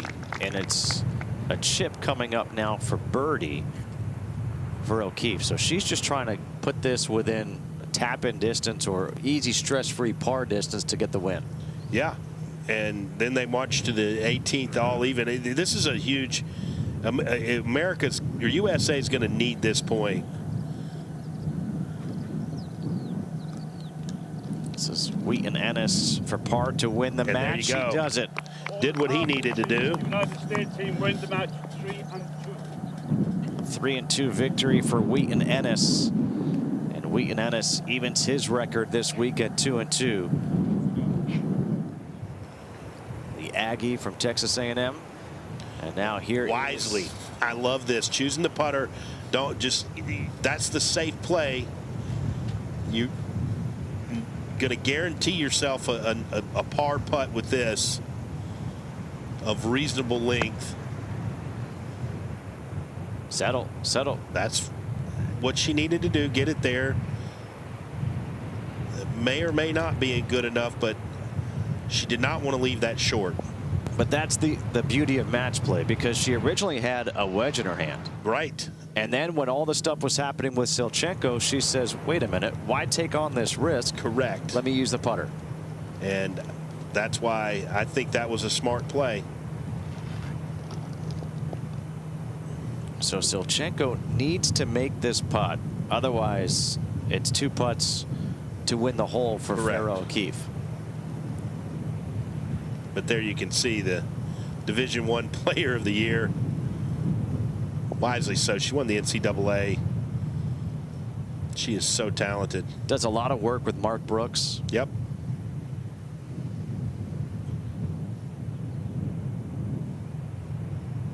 Now Silchenko trying to save a bogey.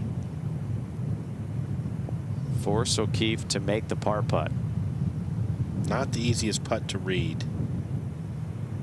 Wow. Does it. There's such a thing as good bogey. That's it.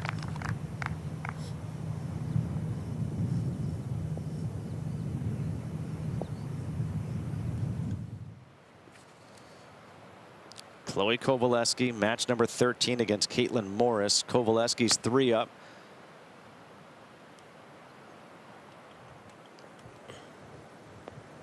Oh, yeah. What a beautiful shot. That right there could do it. Now, big putt here to possibly scrounge out a point here. The possibility to scrounge one out. Huge putt here for O'Keefe. She can get this. She wins the hole. They'll go to 18, all square.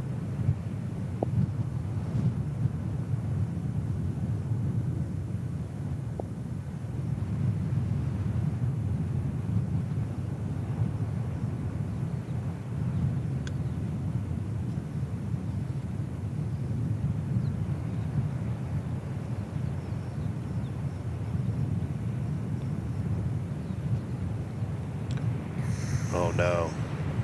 Boy, she hit a good putt, but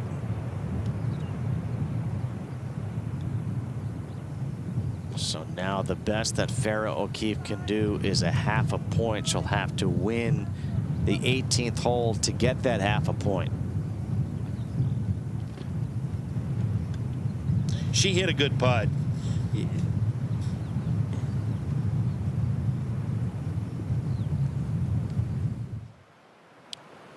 Oh, while Farrah O'Keefe was putting, this is Caitlin Morris down 3 at the 16th. Looks like it's going left. Yeah, that's a left move right there, and that's a bunker over there that is absolutely almost impossible to get it up and in from that, and right to that there, whole location. That could be the end of that match as Kowaleski leads 3 up at the 7th, and Kowaleski's got a good look at birdie. So here is the projections right now, which would give the Internationals 31.5 points. All they need is 30.5. But again, things are changing by the minute. They are.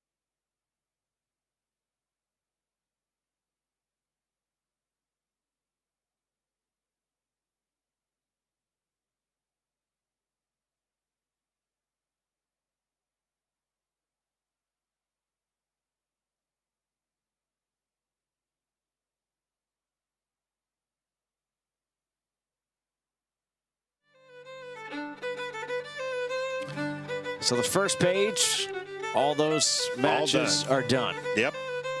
You see 3 for the green, 2 for the red, and 1 half. But here's where it gets interesting. 1 up, 1 to play. 1 up, 2 to play. 1 up, 2 to play. That equals out. But what if it switches? And then it looks like Kowaleski's about to close out Caitlin Morris. Looks like that. So that's, you think 22 points. But again, look at all the ties that we have. And Patience Rose has just done a beautiful job. Caitlin Morris in the bunker essentially needs to hold this. This is such a hard shot. Yeah. I think this match will be over momentarily. That's a handshake. Caitlin Morris from New Zealand gives a hug to Chloe Kowaleski, and Kowaleski will get the point for the U.S. She plays at St. Andrews University. Very talented young player.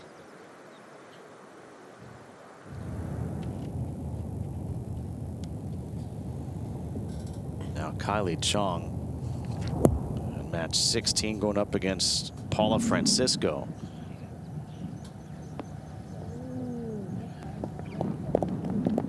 And this match is all square. Yeah, and that's another one of those standouts from USC, Kylie.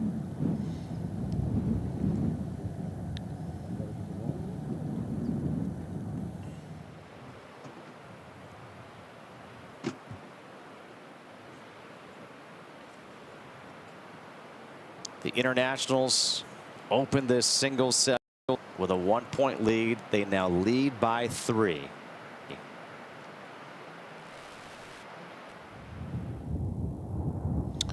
Now, Paula Francisco from Madrid, Spain, a Florida Gator. Looks like she's trying to use that win to help. Yep, trying to hit a cut in there. And she's going to give a little teach to her opponent.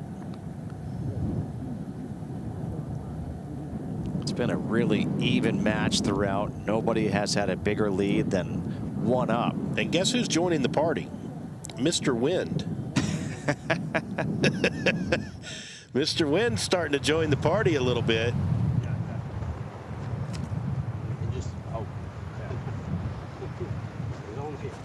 In match 11, Jacob Modleski against Zach Swanwick. And Modleski's one up. Yeah, one up. So this one could be flipping here quickly with where Jacob is. I mean, no chance for us to see that ball. Oh, hardly a chance for him to see it. That is just nasty stuff way over there. And that's way offline. You'd almost rather be on the beach. Yeah, absolutely. Yeah, he's just trying to move it out of there. He's even saying if I get it in the next stuff, that's okay. But boy, I don't even think he's thinking about getting it on the green. And when your opponent has a putter in hand and you're laying 2 over there. And Modleski, he's climbed all the way back. He was down 3. Yeah. Down 3 early. Or I mean middle part of the match. But he's won his last 3 holes.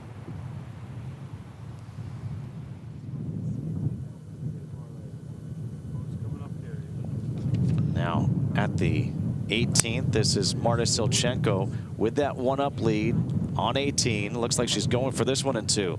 And that's just fine, short of the green. We'll see where Farah is, but that's going to be that pitch that similar, a little longer than what Cowan had, but there's Farah now.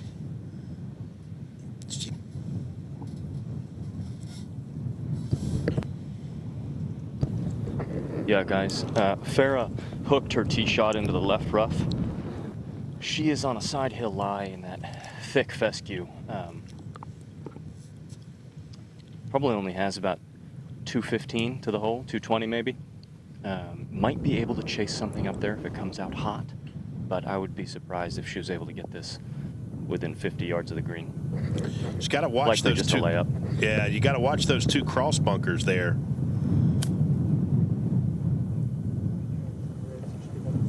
Okay, she's fine. That's going to be a pitching contest. It's a pitching contest. However, O'Keefe is down 1. Correct. Not where you want to be. Needed to hit a good drive there. Tough fairway to hit, though.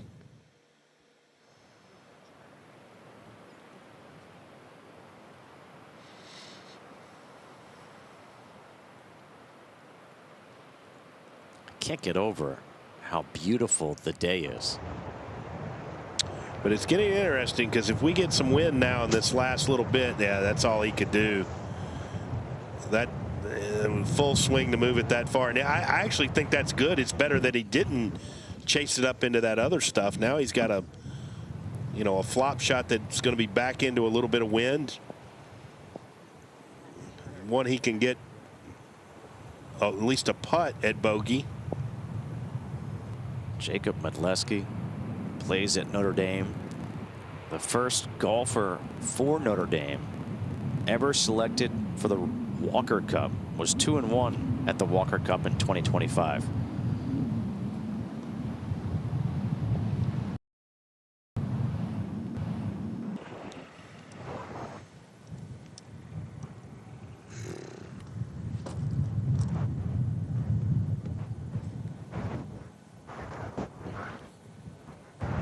Now his fourth. Got to get up. He's got a makeable putt there, but clearly this one goes back to Swanwick. The University of Florida Gator should take care of business.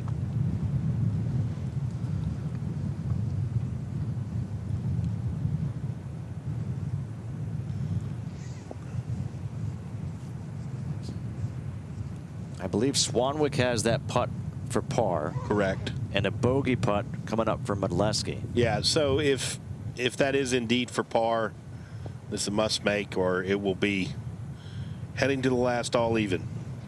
Well, we saw it just before on the same exact hole with Silchenko and O'Keefe. Correct. This is a little longer putt, and he's got a little more slope to putt up than Silchenko did.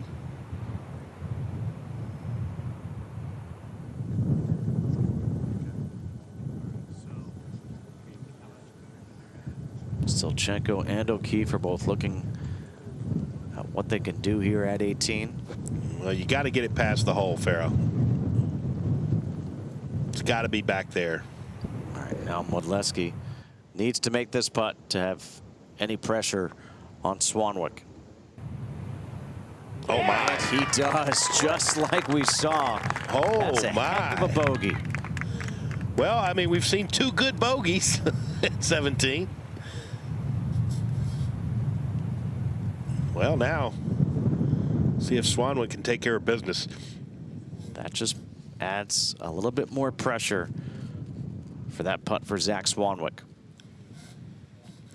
See, walking all the way up wise so you can make sure that you hit it to the area that you're trying to get it to, and that's anywhere past that hole.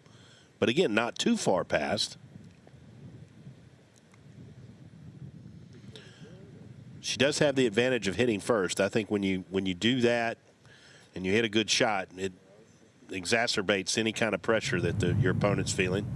Swanwick, this putt to win the hole, force the 18th all square. No, we've Just seen like two we saw. Exactly. Now, that's a assured half point for the U.S. And man, oh man, if Modleski can come through and get that point, that's going to really start to put a lot of pep in the step of the Americans behind them. Tripp, think about this. You have Zach Swanwick, who's been so good. Farrah O'Keefe, who's been so good. Absolutely. And both missed those par putts at the 17th.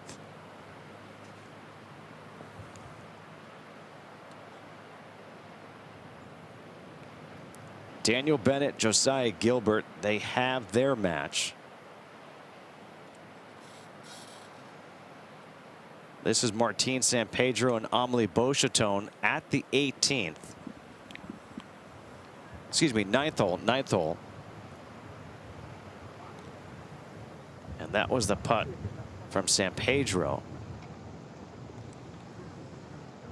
This match all square on the final hole.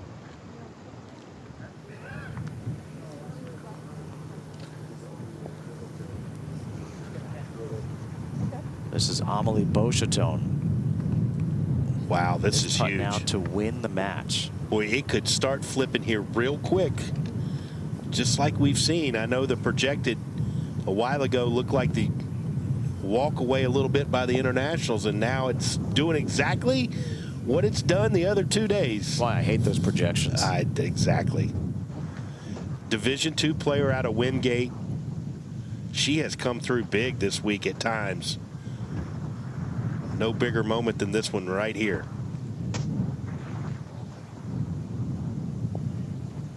For a full point.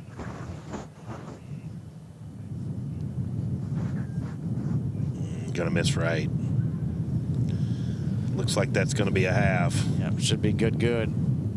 No, I think you don't. Oh. No, you don't give that one. Sorry. Hers you give. I mean, Beauchatone's you do for sure. So San Pedro has to make this putt to tie the match.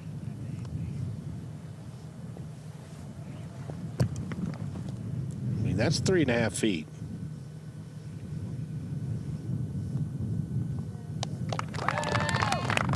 Another really good match. Amelie Beauchatone, Division II player, going up against Martine San Pedro, 3-time first-team All-American from Stanford. And that's got to give Beauchatone some confidence. Absolutely.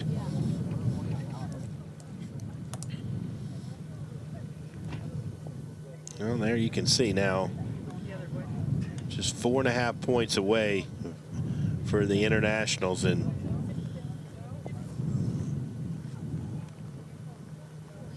Patience Rhodes looks like she's going to get one of those points. Patience Rhodes 4 up with 5 to play over Shoemaker. 3-point lead for the internationals.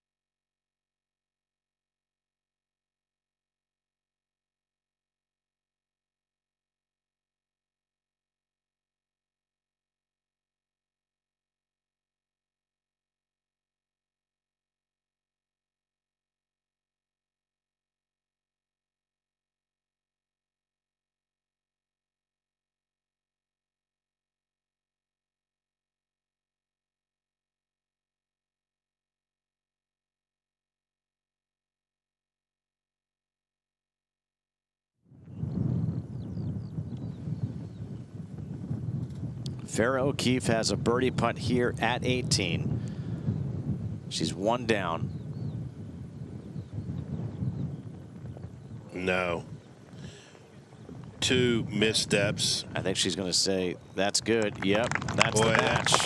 That right there was pivotal, I think. I think the U.S. had to have that point. So it's starting to look more and more likely the internationals winning. But there's still a lot of golf to be played behind them. The internationals need just 3 more points to retain it. Correct. 3.5 to win it. And Patience Rhodes is well up in her match. So, I mean, she's 4 up with 5 to play. Playing the 14th right now. Shoemaker could do it, but I think that one just gets them so much closer. You can see the projections. Now, Jacob Modleski getting ready for his second at 18. If they're going to have any chance, this is a must point. Guys, he's looking somewhere around 210 yards uphill from the right rough. Wind is coming from his 2 o'clock.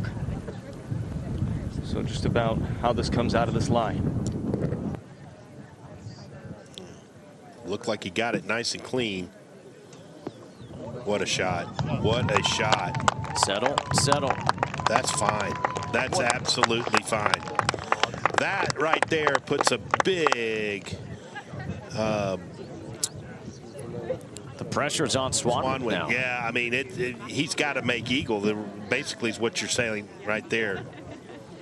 And eagles are hard to come by at 18. Yeah, guys, he's about 10 yards closer. But he is in the fairway. Perfect position in the middle of the fairway. I expect him to go right at it. Well, he has to.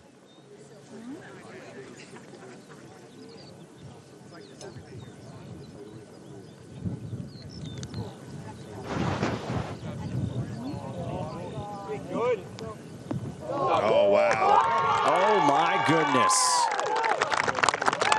How about that for a response? I tell you what, that could be the one that actually wins it, because if the U.S. was going to have a chance, they have to get a point here. And if he were to go on and make eagle there and win a half a point, that's a huge win for the internationals. So all of a sudden, what we saw transpire at 17, where Modleski scrambled to make bogey and Swanwick missed the par putt, you're thinking, okay, momentum back on the American side. And then that shot right there by Zach Swanwick, the Florida Gator from New Zealand, who is just a match play savant. Yeah.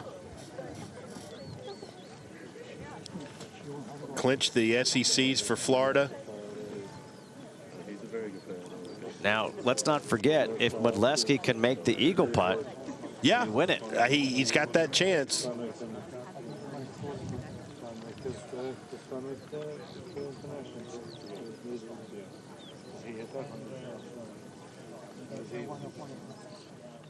right, let's go over to match 16. Kylie Chong hit a ball out of bounds. So Paula Francisco has a couple of putts to win this hole and take a one-up lead going to the final hole. And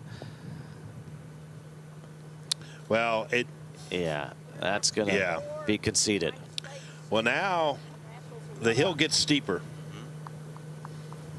because that's at least a half a point for the internationals and at least a half a point in the Swanwick match. Well, again, it comes down to right now, Jacob Modleski, he's got to be thinking, I have to make this. Correct. He at this point is essential.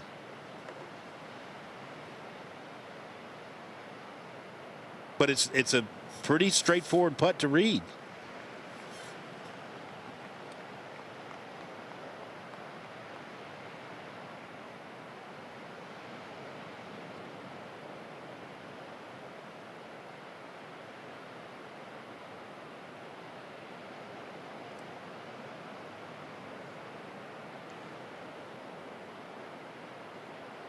Modleski, a two-time All-American, two-time All-ACC. Does he have some magic left in him here at 18? If he makes, USA gets the full point. If he misses, the likelihood is Swanwick will make the eagle, and they will each get a half a point.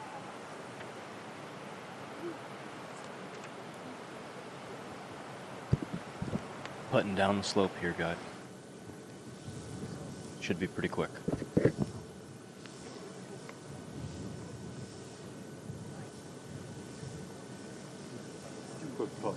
Oh, what an effort. Really good effort right there. Yeah, he's going to have to mark that. That's not good.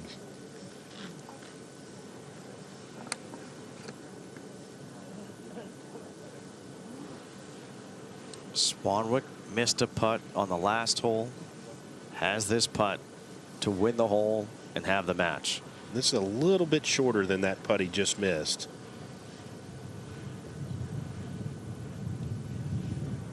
What a shot he hit in here. It's a small area to get that ball in.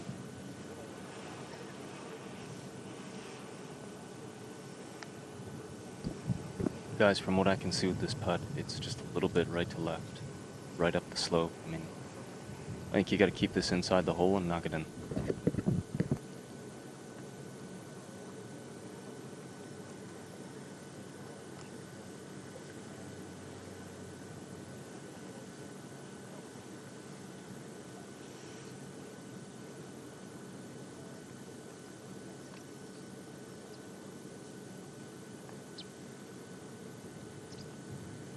To get a half a point. Oh, wow. Two short putts missed by Swanwick at 17 and 18, and now a chance for the full point if Modleski can make this birdie putt. This is huge.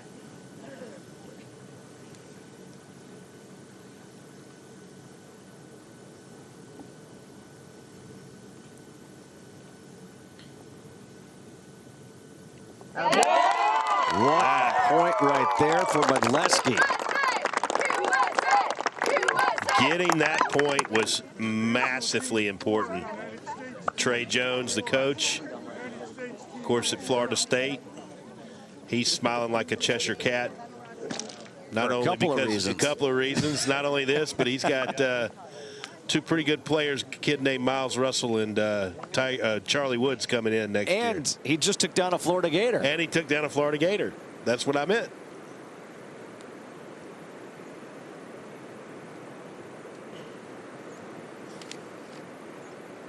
Cayetana Fernandez Garcia Poillo at 16 for birdie against Avery Weed. She has been remarkable. Cayetana's just been incredibly tough to take down this week. But Avery Weed, excuse me, she's got a par putt, and this match is all square. So again, any of these matches like this, the USA has to turn them. If any of these switch to the international, and there's a number of them back here that are within one or tied, starting to get late in their matches. Well, it's funny. I'm looking at it right now. Akina has a one-up lead going to 18. Francisco, for the internationals, has a one-up lead going to the ninth. Here, this match is all square. Yeah, the USA needs to keep all of those in their column. Huge putt right now for Avery Weed. She comes through. She makes it. That will not be conceded. But that is well done right there. Fernandez Garcia Poillo 3-0 so far.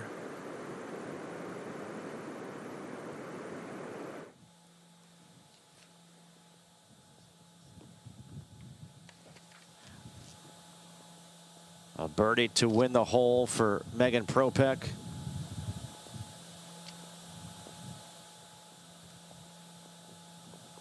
They will have the hole, so Propek United States is one up. will have the lead one up, and now we're going back to 16. This is to tie the hole. Yeah, these are getting late in the competition and the match to be given.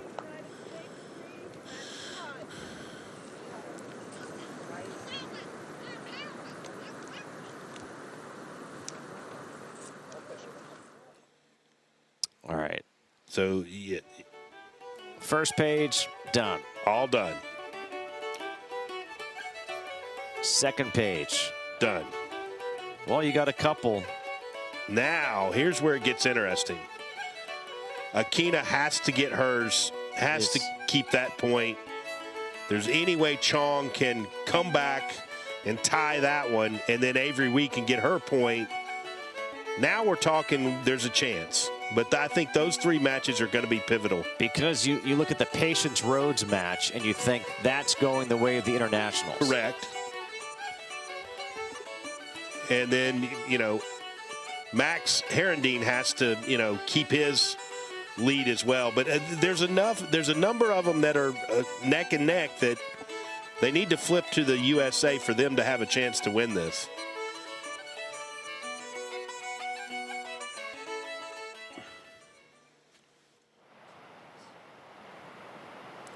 So this is Chong here. Beautiful drive here at 9. And this hole all the way in the back right. If you can get it back in that level, you can have a putt to make.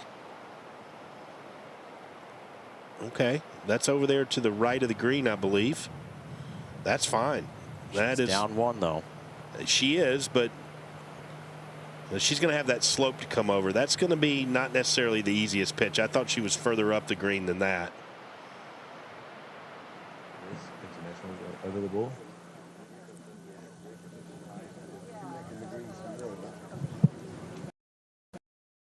In match 15, Connor Graham against Kihei Akina. Graham on. That's on the 18th, and that's going to be a difficult third.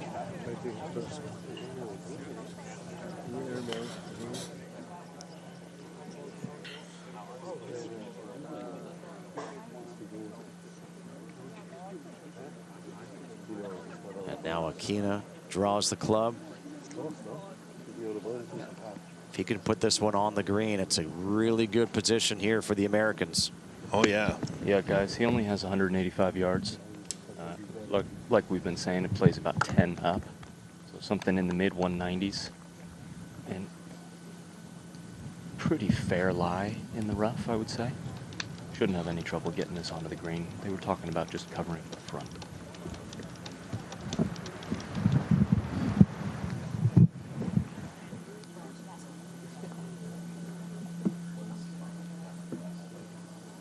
Well, yeah, exactly what he did.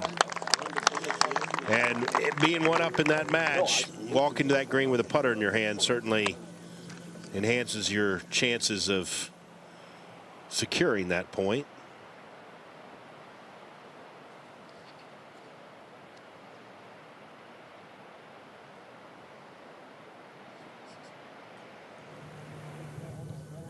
This is match 16, Paula Francisco and Kylie Chong. We saw Kylie Chong where she ended up. Now, Paula Francisco, and she's trying to find her locate her ball. Yeah, I think they're trying to look for it over here.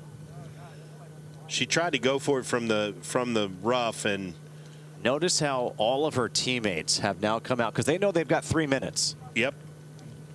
Well, she's got 3 minutes. When they can get over there quicker, and they can expand that time.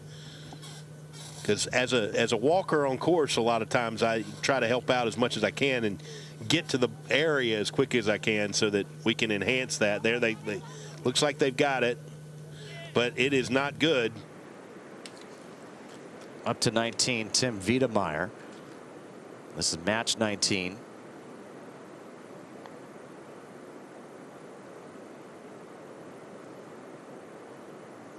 Wiedemeyer just dripping it down there nicely. He's one up, and with Jennings in the bunker, this could be 2 up with 2 to play.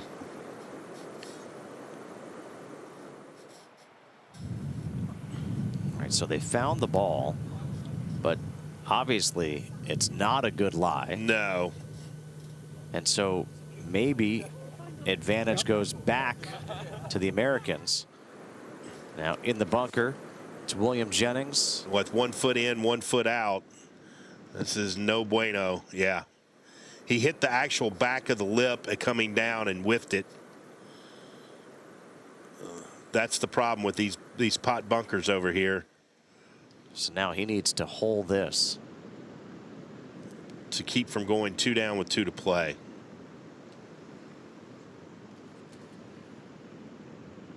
And again, every little half point starts engraving the Palmer Cup with the international team.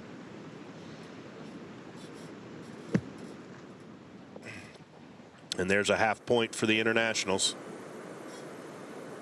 Guaranteed.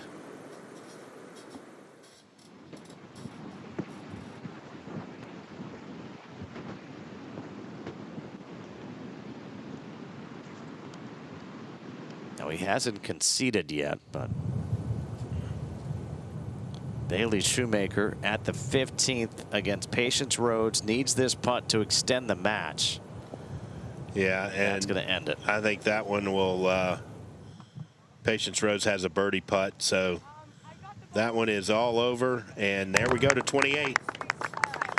Closing in on 30. Patience Rhodes, the 5-3 victory over Bailey Shoemaker. We were putting that point up there for a while, so no surprise to see that.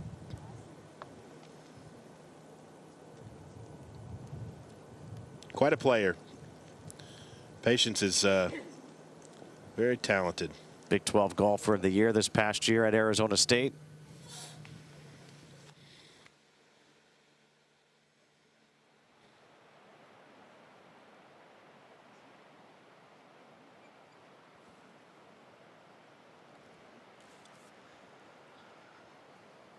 So Paula Francisco now playing her third at the 9th. You can see from where she is, no green between her and the flag. And that didn't get out of that. I think she's going to get a half point out of this, especially where Chong is in 2. And here is Chong hitting her third. And well done. Well done, yeah. That's going to get a half point. So, but again, that puts the Internationals 28.5 to 24.5. It does, but then as I'm looking at things, Akina has a 1-point lead. Correct. Going to 18.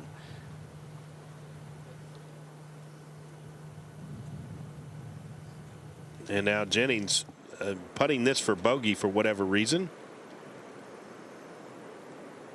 If that is for par, now I imagine we go to 17. Yep.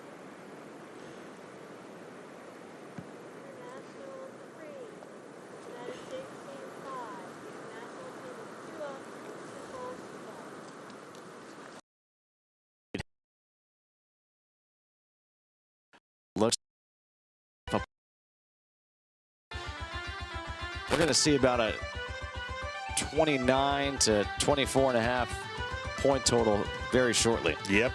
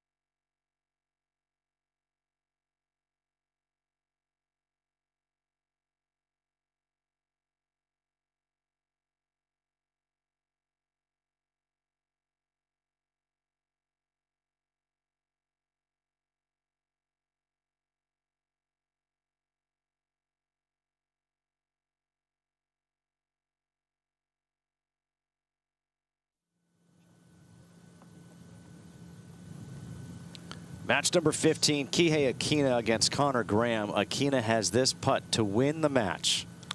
The BYU Cougar, can he deliver?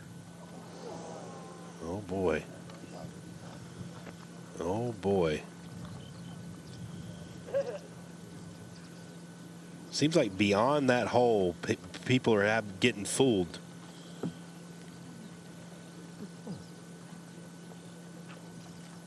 This is for birdie for Connor Graham. If he can make this, he'll win the hole. He'll tie the match. Wow.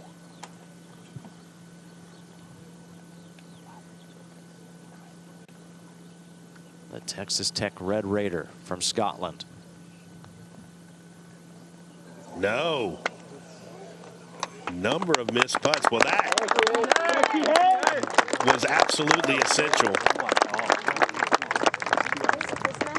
Still unlikely for the USA, but that gave them a fighting chance. Had that gone to a half point, there's a chance. Yes. To quote the great Lloyd Christmas.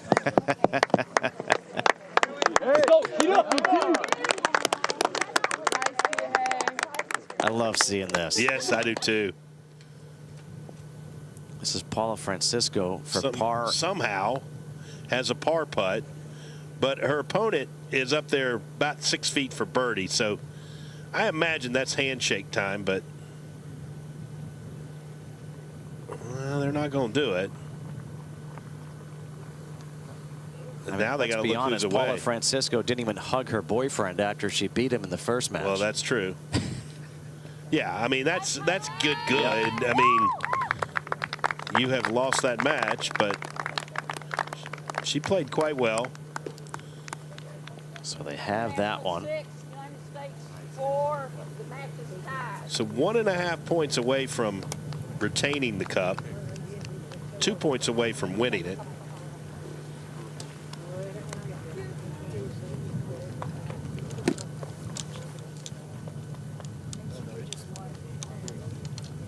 U.S. can't afford to give up anything at this point. They have to pretty much run the tables. And there you can see the projected. That gets them to 32 on the international side. Still a really close competition. It is. I mean, anything within 4 or 5 points is incredibly close. This has been. I mean, in these matches, there's 60 matches. Exactly. And how many matches have we seen go to 18 and 9? I mean, that's phenomenal. It absolutely. And have putts at those holes that are consequential.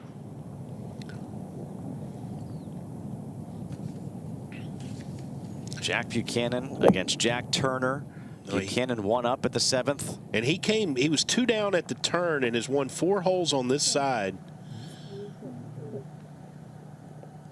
So he has turned this match, but that right there is a huge mistake now. Jack Turner has been really good in these situations. Let's see if the Orlando native can come through here. They're going to need his point. Playing in the Palmer Cup, member at Bay Hill. Last year was 3-1 at the Palmer Cup.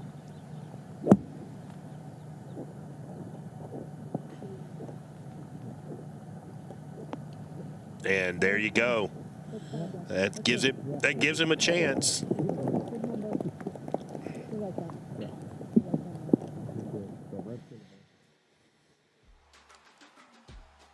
We are coming down to the wire here in the 30th edition of the Arnold Palmer Cup.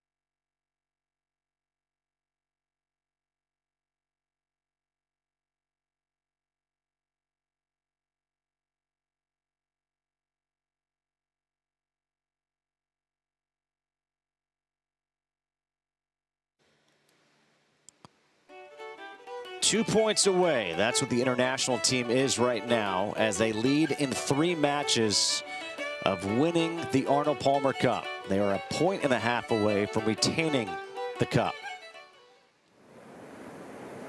As we go out to 17, this is Wiedemeyer. If this goes in, he wins the match. He's 2 up. It doesn't. Right in the middle, though. That was right on line. That will not be conceded.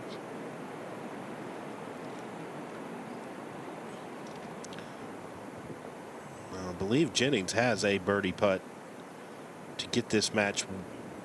And if he were to somehow squeeze out half a point, Jennings, man, that would be huge. We're getting to the point where it's like, if this happens, there is a pathway for the USA. It's starting to get more and more steep as time progresses, but it would be less steep if he were able to make this putt. Nope. Match is over. No, they're going to putt it. They're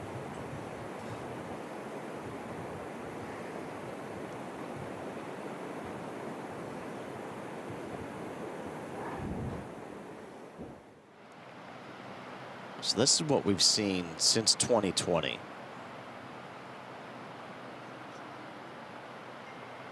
(2023) 32, 28. 2020 was just a drubbing. Yeah. And he's going to make him putt it.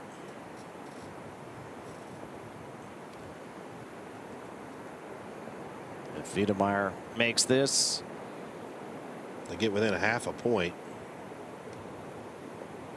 of retaining the cup.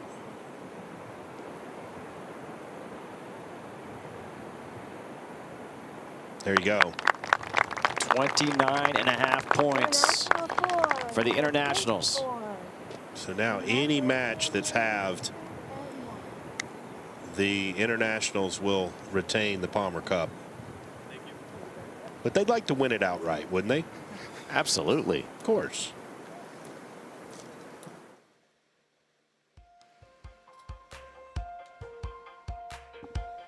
A day that began with a 1-point lead for the internationals.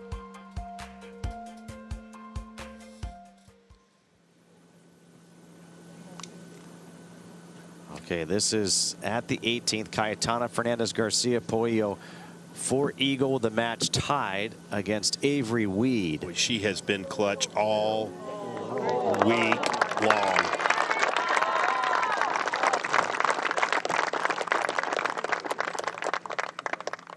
Now Avery Weed has a birdie putt. So if this doesn't go in, okay.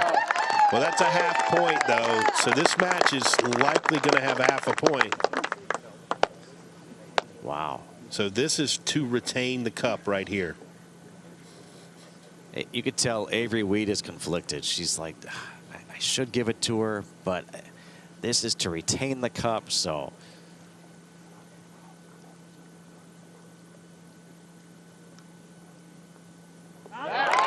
And the internationals will retain the cup. That match is halved. Yeah, Jack just made his all square. Let's go. Let's go. And they're at 29.5, so it's tied, so it's half point. No, they ain't 30 and a half. Like 30 and a half. They need just a half more point to the internationals to win this cup outright.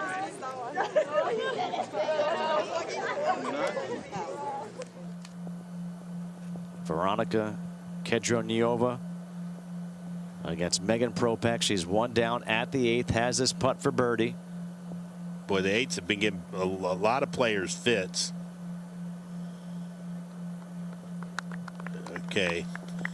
Now that's a par. And really important, I mean, the cup has been decided, at least as far as a half, but really important for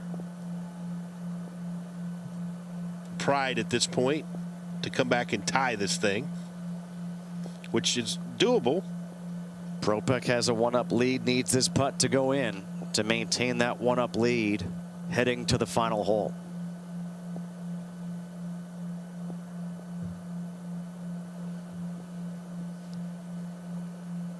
Megan Propek, another Florida Gator, transferred from the University of Virginia, was the SEC Newcomer of the Year this past year.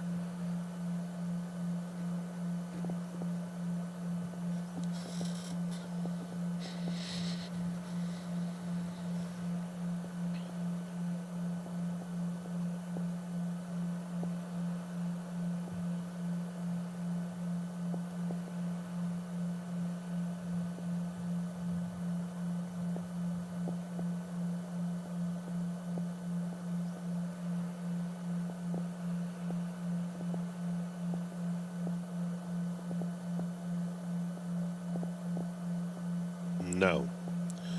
So there is a coin flip now for this point.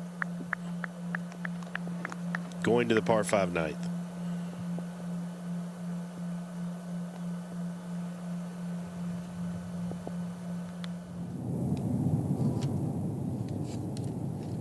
Vanessa Borovilos on the 7th. She's 1 up over Mackenzie Lee. And again, got to get it past that false front. She did just that. That's what you do when you have control of the match. Don't make a mistake short.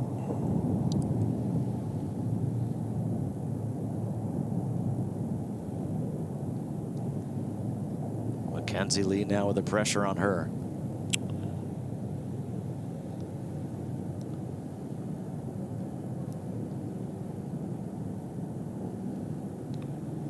From Little Rock, Arkansas, plays at SMU.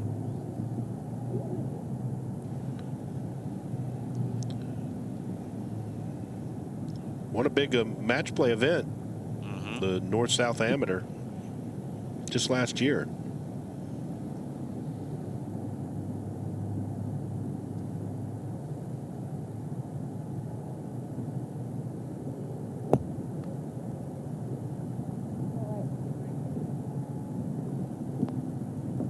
Oh, yeah. Oh, yeah.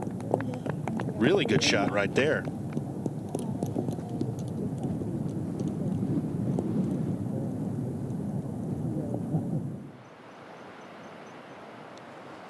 The Internationals have retained the cup. They're half a point from winning the cup. 30-26, the score with only a few matches remaining.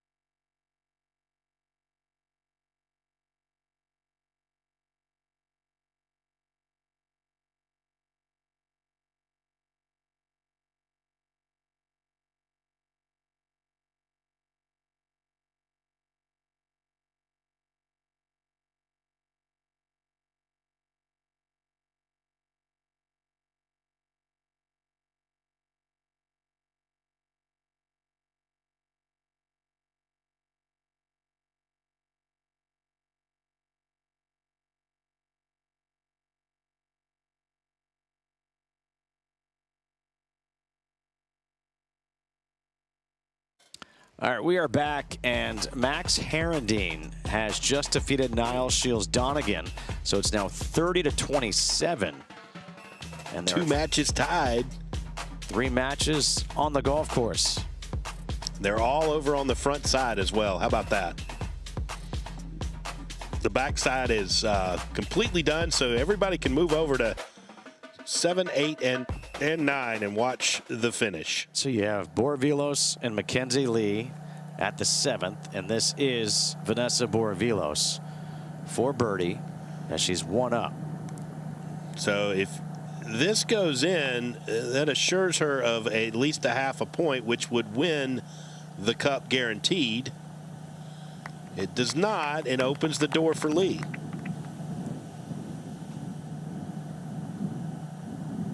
Now Mackenzie Lee hit a really nice tee shot in here to the par 3. Being 1 down really gets some momentum here. Last hole she won was the second hole. Could she tie this match with 8 and 9? It'd be amazing.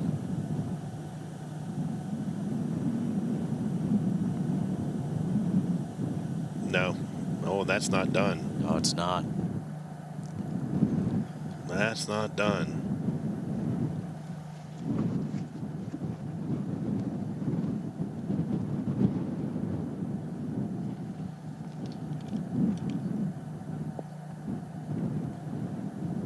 Pay attention here, because you go 2 down with 2 to play. The best you can do is a half point. I say we probably have to go up the 9th after this.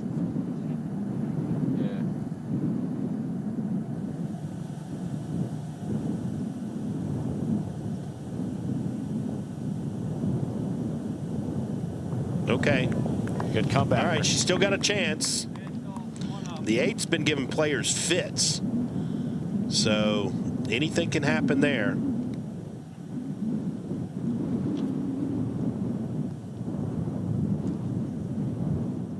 There's the 9th.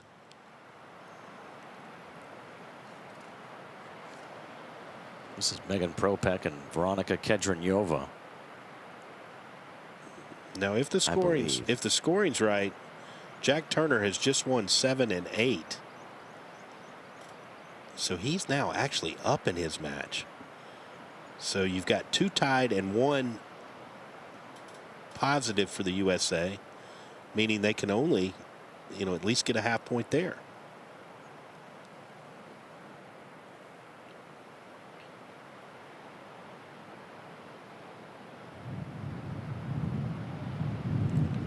Such a tough fairway to hit here at the 9th. Megan Propek going over her numbers with Trey Jones.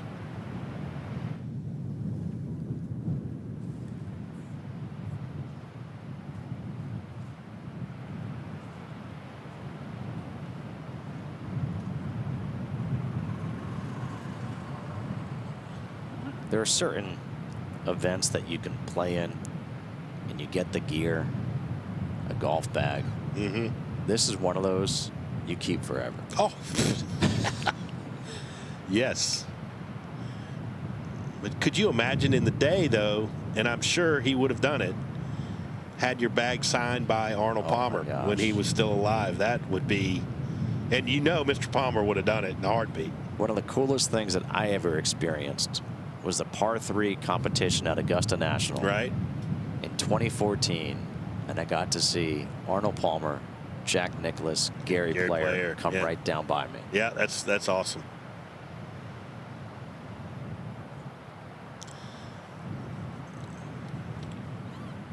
A lot of deliberation right now. Yeah, I mean, the one thing that you don't want to do is come up short on line with the flag because of that slope that they're having to deal with. You're much better off missing it left and long than short and right. That's absolutely right, Trip. This green does not give the players with this wind direction much room or space to leave the ball. So leaving the ball left of the green, like you said, is the best option.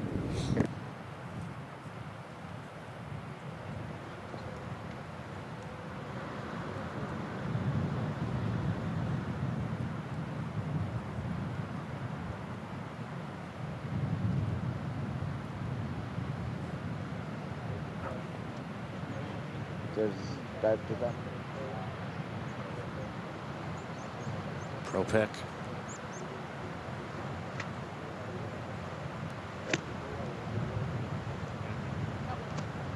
She said go, and she's on the green, but that is a difficult putt.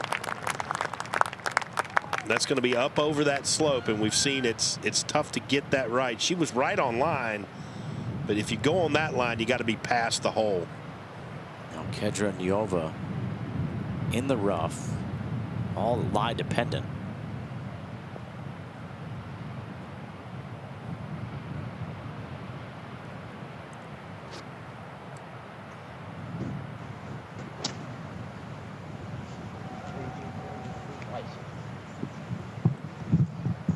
Okay, and that's going to miss the green, but honestly, she's got an easier pitch than Propek has putt, because she's just shooting right up the throat of the green there. That she's got, doesn't have to deal with that big slope there off that bunker. I'm going to be curious. We've seen so many players try to putt it and come up short. Right. We'll see which one she does. She'll be away, it looks like, so she's going to have to play first. Yeah, that's right, Tripp. And I think she's got to play something that takes that out of play. All right, let's go back to the 8th. Lee getting ready for her second. Mackenzie Lee is 1 down with 2 to play against Vanessa Borovilos. SMU against Texas A&M here.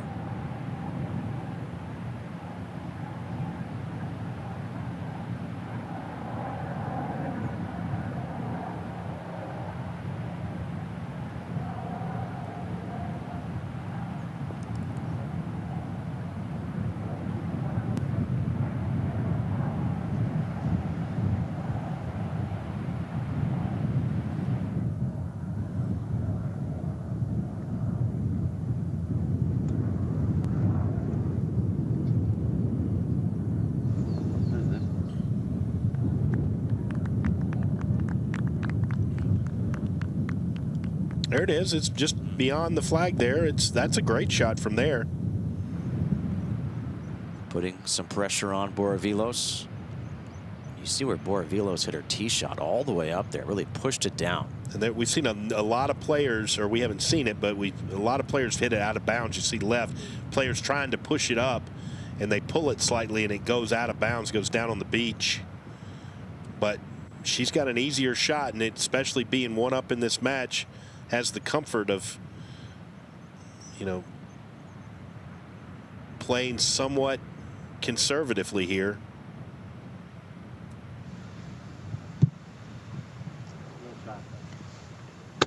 That's going to come up just short of the green. Yeah, really no advantage here at this point, except for the fact that Borovilos is 1 up.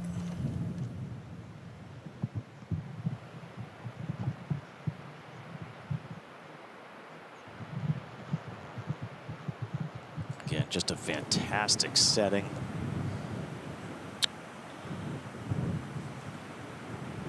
Now Kedra Nova. Like to see this. Kedra Nova with a wedge in hand.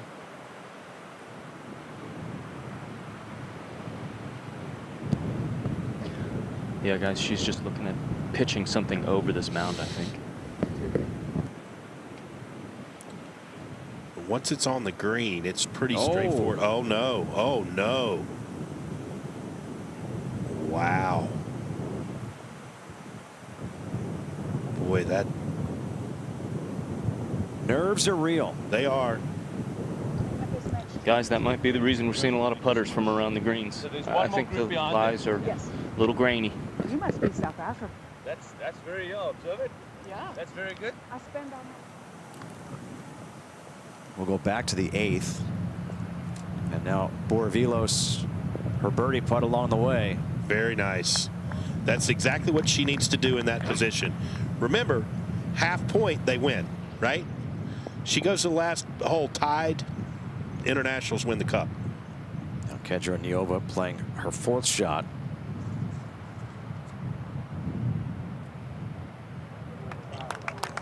And she would have liked to have that one a shot ago. But now Propek, 2 putts wins, maybe 3.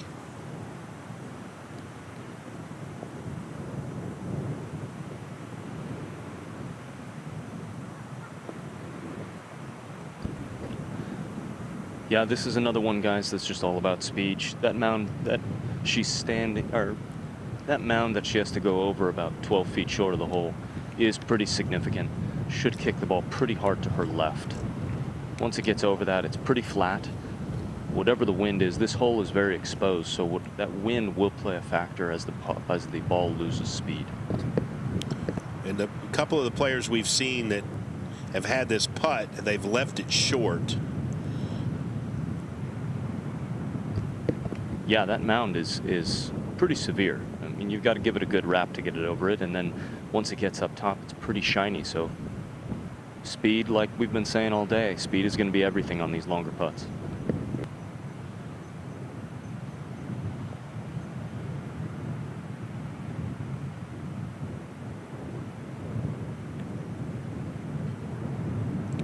Two putts definitely wins the match. 3 could do it, but you don't count on that. It's going to be interesting to see, can she hit it with enough pace to get it close? Yes. She is definitely taking her time. She took her time on her 2nd shot and being very deliberate here.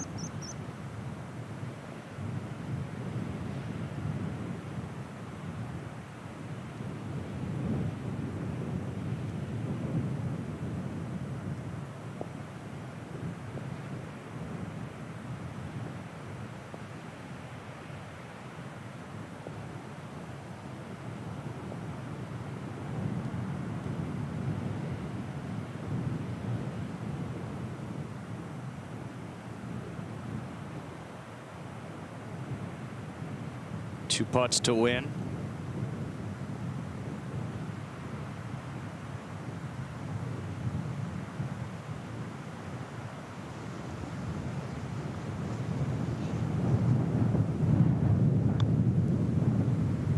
Did she hit it enough? No, she didn't. She'll have to hit another putt, but she's going to get a teach from Kedra Nova.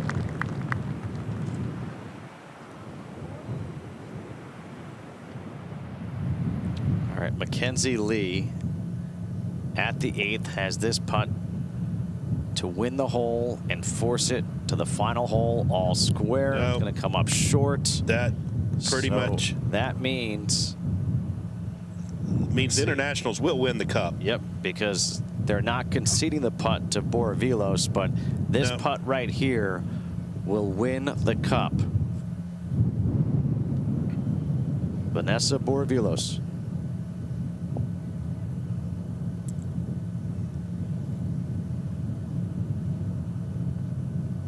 Borovilos from Ontario, Canada will have that to get to 30.5 because they'll have to play the final hole. Yeah, it's not official yet, but it is official because no match is going to at least tie there. So now these putts mean anything but just pride at this point.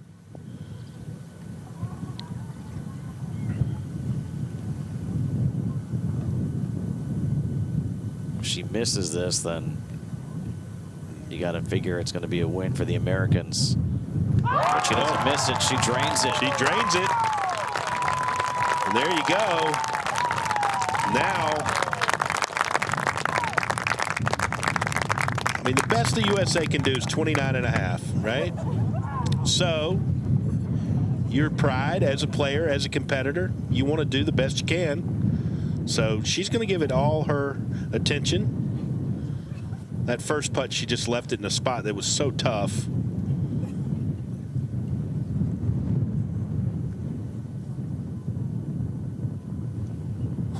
But an easy putt from here, really. Well, she just saw how you do it. Yeah. Yeah, I don't think there's much in this, guys. Back of the cup, knock it in.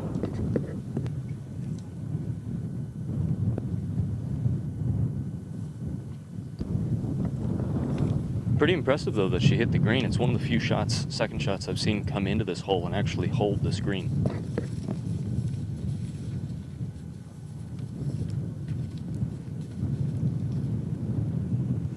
Again, Propek really taking her time. This putt to win the match for a full point for the Americans to make it 30-28, but already a half a point is guaranteed in that final match for Borovilos, which will get the internationals to the needed 30.5.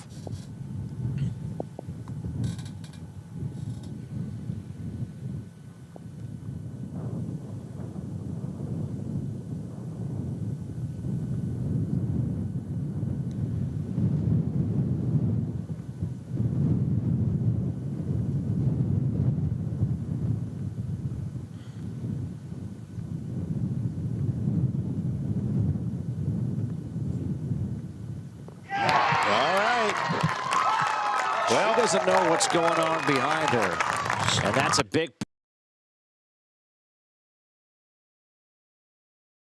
Her full attention, great birdie there, great point for her. And now the USA get to 29.5, which would fit this match. It really would. I mean, the fact that it would come down to 1 point difference. Like we said, anything within 4 points is incredibly close when you're playing for 60. You think the internationals know they know that guaranteed half a point? They've got it now. They know they've won it.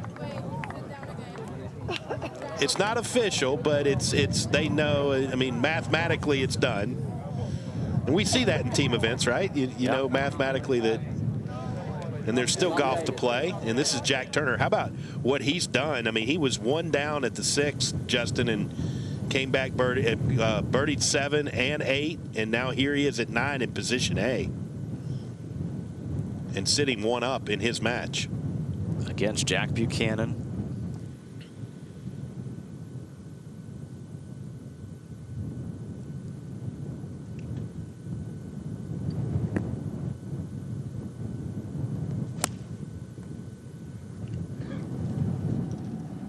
Hit a cut up against that wind.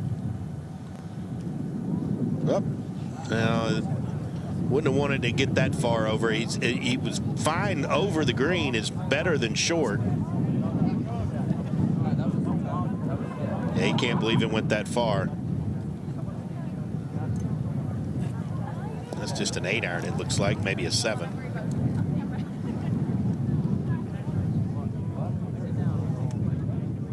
Now Buchanan. Got no angle over here. He's got no angle, but he's only probably got about 190 yards to the hole. But there's no way, Olin, for him to come into that hole and stop it on the green. Is there up on that level? I don't think so. Not from the rough. He'd have to hit something very high, cutting against the wind to have any chance. Hails from Cape Town, South Africa. First team all Big Ten this past year. Was the 2026 Africa Amateur Champion. Also won the Western Intercollegiate Championship. Yes, he did.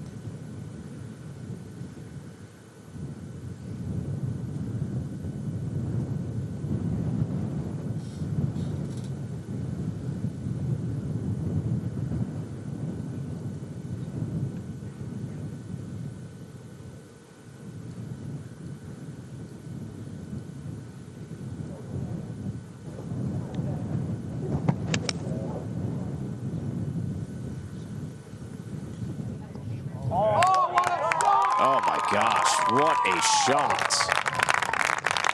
That is impressive.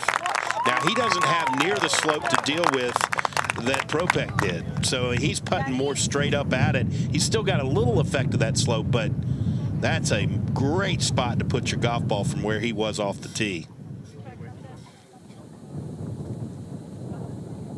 And if he can win this hole, he will be the guy who will officially put that half a point on the board. Officially. Yeah, it's there. It just hadn't appeared yet.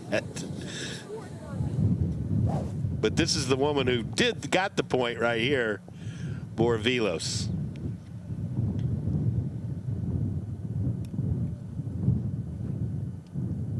She won twice this year. The NCAA Waco Regional Champion, also the Moon Golf Invitational. Look at that free swing right there. She's sending this one to the moon. Oh, man, I love when you are comfortable and you just give it a free swing like that. And more often than not, those are the results right down the middle. I know it ended up in the rough, but that was a beautiful tee shot. Think about what we've had here, Tripp. I mean, this is the final match, number 24 of 24 today. We officially number don't 60 have, of the week. Yes, we officially don't have the 30.5 points on the board yet. So it has come down to these final couple matches. It has. I mean, it absolutely has. And it could have conceivably, you know, been down to this match right here to decide the whole thing. And that just shows how razor thin it's been. There's another beautiful free swing. That's a tip if you're watching, man. When you got an important tee shot, don't try to guide it. Let that thing go. Swing aggressive and swing free.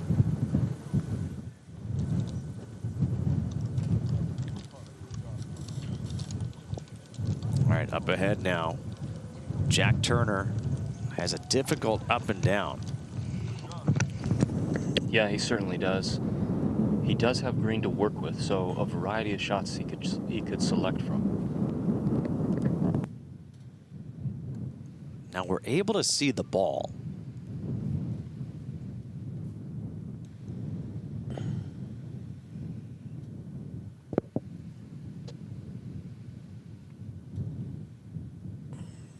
Remember, a half for him, and he wins the match.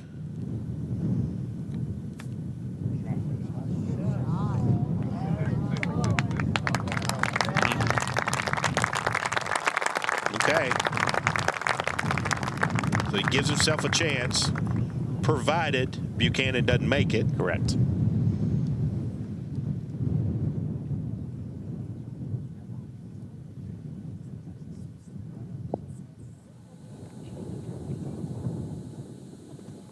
But you talked about this match, what we've seen.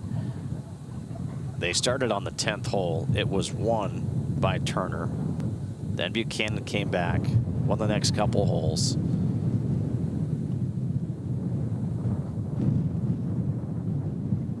Turner seemed like he had control for a while, but then Buchanan stormed back.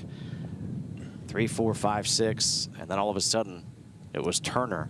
So this one's been back and forth, kind of like this entire competition. Yeah, he won the 7th and the 8th to get to this one-up lead, and well, it kind of summarizes the week, doesn't it?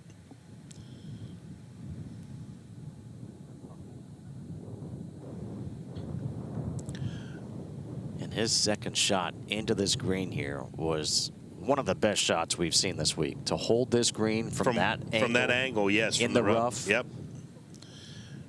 Now, he still has the effect of that slope, but again, doesn't have to putt up over it, just kind of across a small portion of it. So this is makeable. A nice gallery gathering at the 9th.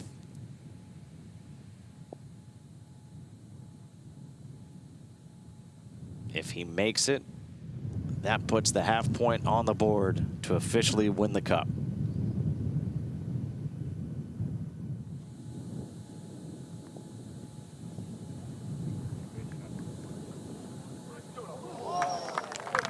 Really valiant effort there.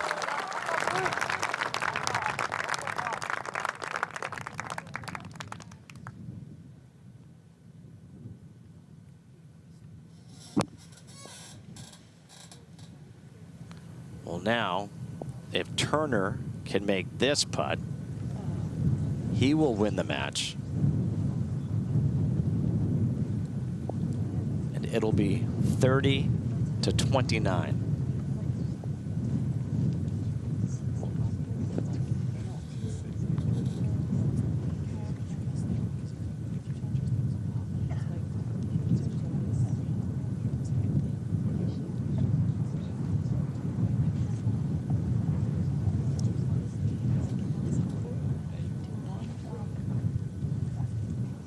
Not an easy putt to read. That's the problem. Got a little downslope there coming off that bunker that might tend to push it a little right, but it should be fairly straight after that. Yeah, that's right, Trip. I try to get myself over to a little better angle to see what I could learn. Buchanan's putt broke toward this section of the green, toward the back right section, so a little uphill. Like you said, should kick a little right off that slope from the bunker.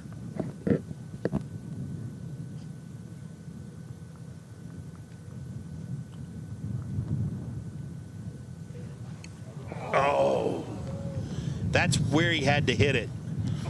That was a great putt. So once again, Jack Buchanan will have a putt to officially win the 30th edition of the Arnold Palmer Cup.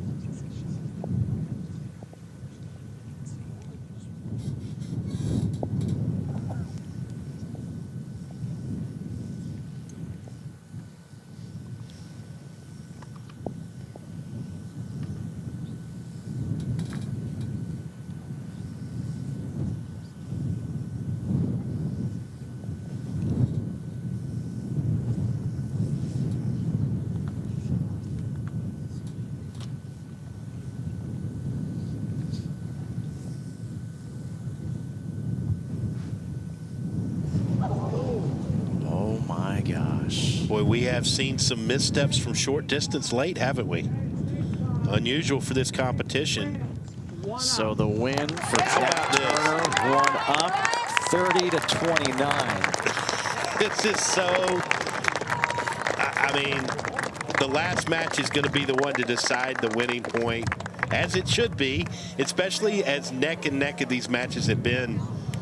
But the best the U.S. can hope for is 29.5 to 30.5. Valiant effort from Jack Turner. Pride of Montverde Academy in Montverde, Florida. A basketball powerhouse. They are. My youngest son tried to make it a lacrosse powerhouse. They never quite got there. Had some good runs in lacrosse. He went to school with Jack.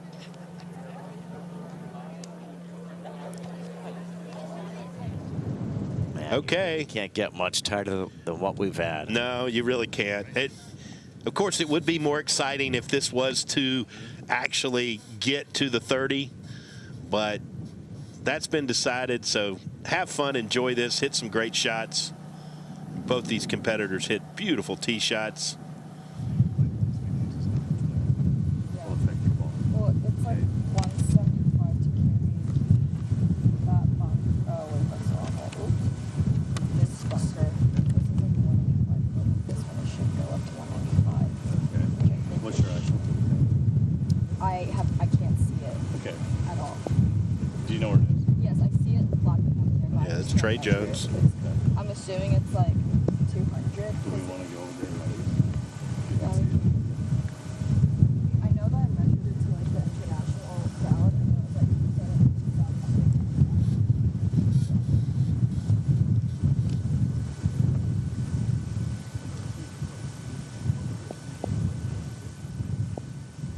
The head coach for the Team USA, Trey Jones, the head coach at Florida State University.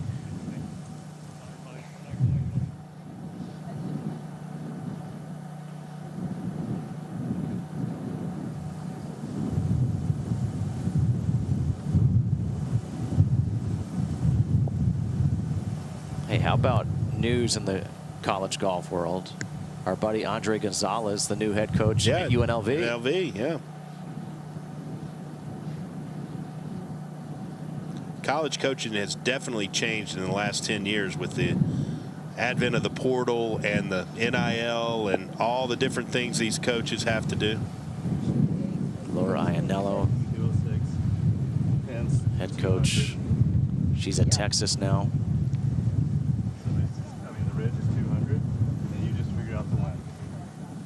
Okay. Only one coach is allowed to coach, so. Yeah. Just pick a target and hit it. Don't need to overthink this. Which sometimes they do in college. This can... they do it in the pros, too. They do, but they do it more in college, unfortunately. They tend to overthink things a few times. It's understandable, but I certainly... you're better off when you're just... make your decision real quick, commit to it, and make a committed swing to that target. So true, Tripp. How many times we hit great shots, not thinking about anything. Exactly. And when you're thinking about all the different things, you get in your own way so many times.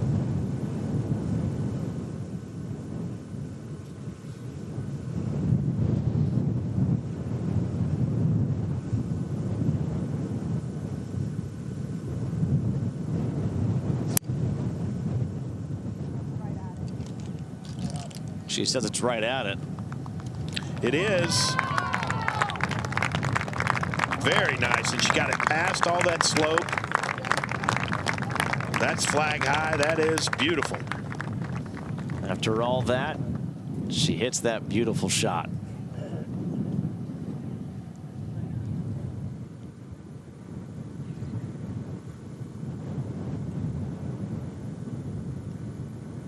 Now, this is the one thing that does contribute to slow play is, I mean, she should already have made her decision, had her laser out and all that, especially when, and that is a common thing on all tours.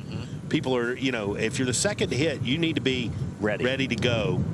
And she is, for the most part. See if she can follow that.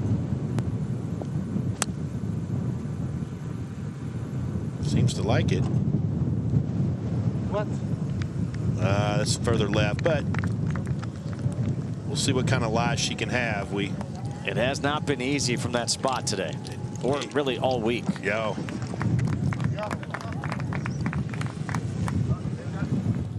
There is a really good chance it's going to be 30.5 to 29.5. It's remarkable, isn't it? So this will be tied. This will be 12-12. 12-12.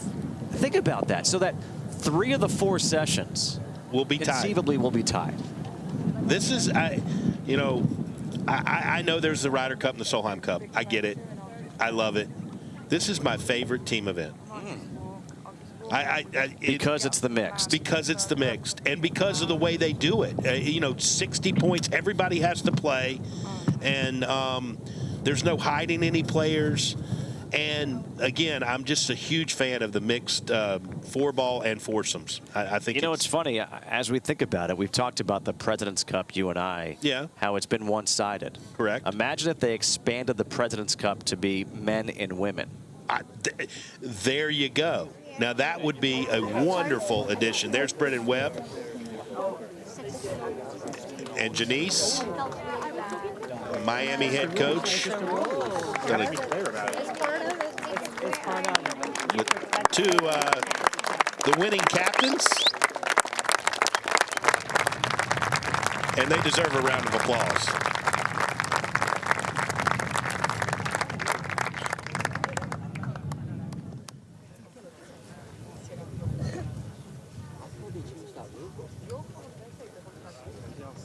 What's also really cool to follow is in the future, these players, these college kids who are playing in this phenomenal event.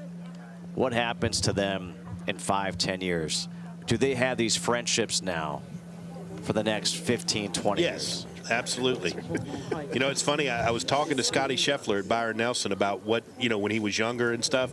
And he said, still to this day, I'm friends with some of the competitors that I used to compete when I was 16, 17, 18 years old. And they're still some of my really good friends. I love that. Yeah. And he still wants to beat their brains out when he plays with them, but that's okay. Then you shake hands afterwards.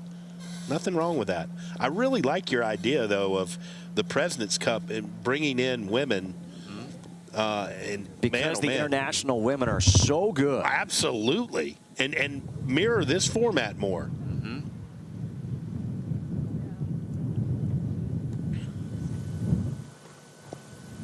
Now this will be the third for Boravilos, and she is going with a wedge.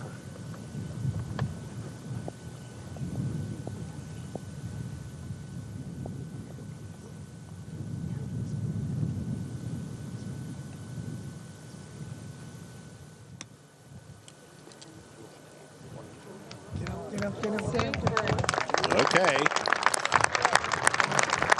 She did better than her teammate earlier. Got to look at birdie.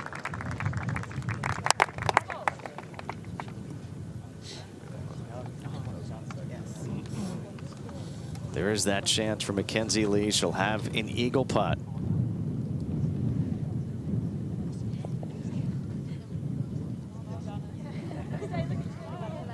Mackenzie Lee never led in this match. But the amazing thing is that Boravilos has led virtually throughout, however, never by more than one. No.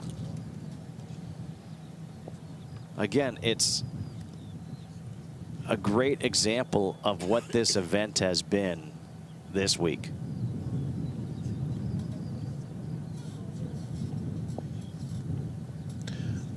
I've seen some Palmer Cups over the years. I knew what a prestigious competition it was. This is the first one I've worked. I'm a huge fan. Great gallery gathered on the 9th hole. This would win this match. Excuse me, it would tie this match. Which would get a half point. It'd be 1 point. But 2 putts may just do it. Oh, good looking putt if it gets there. That was the line.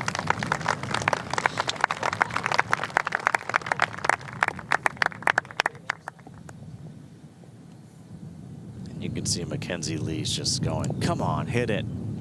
I had it. Yeah, you'd love to have that walk-off eagle tie match.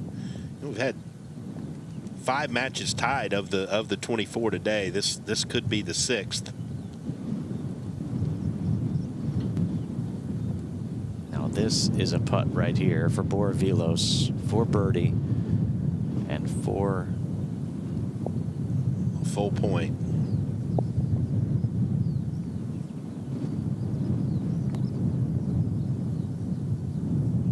She hit it.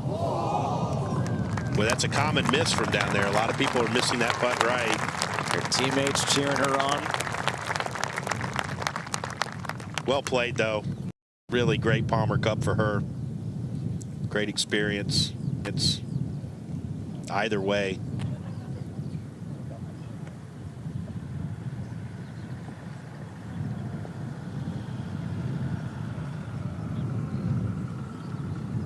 To win the hole, to tie the match, and to make it 30.5 to 29.5.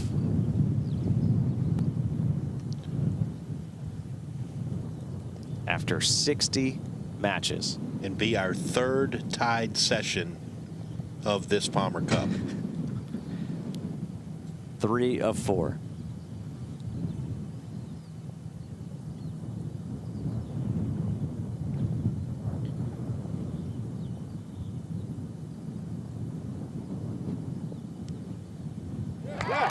How about that?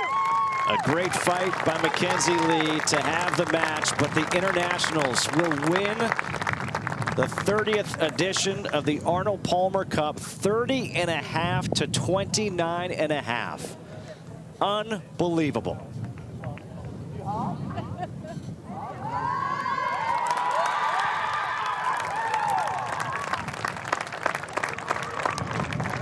Back-to-back go the internationals for the first time since 2019-2020. They won last year at Congaree 35-25.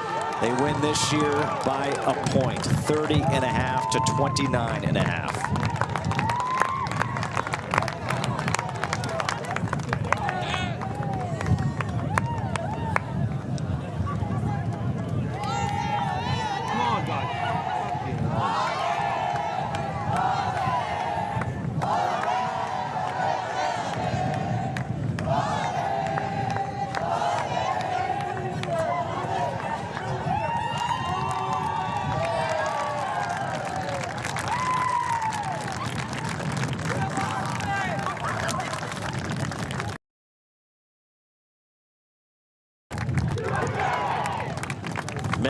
Memories to last a lifetime. And in case you're wondering, yes, we will be seeing many of these players on tours in the future. We will be seeing these players in Ryder Cups, President's Cups, Solheim Cups. 46 alumni have participated in those already, and I have to think that we'll see some of these players in them, and maybe not the so distant future. Congratulations to the international team. Look at this. It was 12-12 in singles. Unreal. And a 1-point win for the international squad over the Americans. 30.5 to 29.5. We'll be back with more right after this. Hugs all around between the two teams. Great sportsmanship.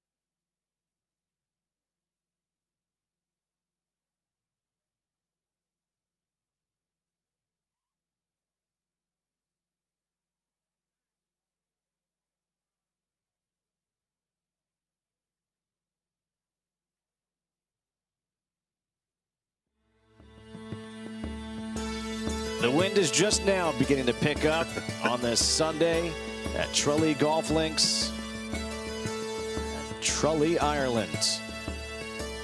The northern edge of the Dingle Peninsula of Tralee Bay.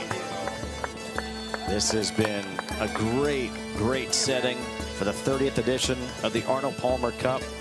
A course that was designed by Arnold Palmer back in 1984, the first course that he designed in Europe. And Trip Eisenhower, as we take a look at the matches from today. You know, at one point it looked like it was going to be about 34, 35 points to the international side, just like it did all week long. And you can see how close these got.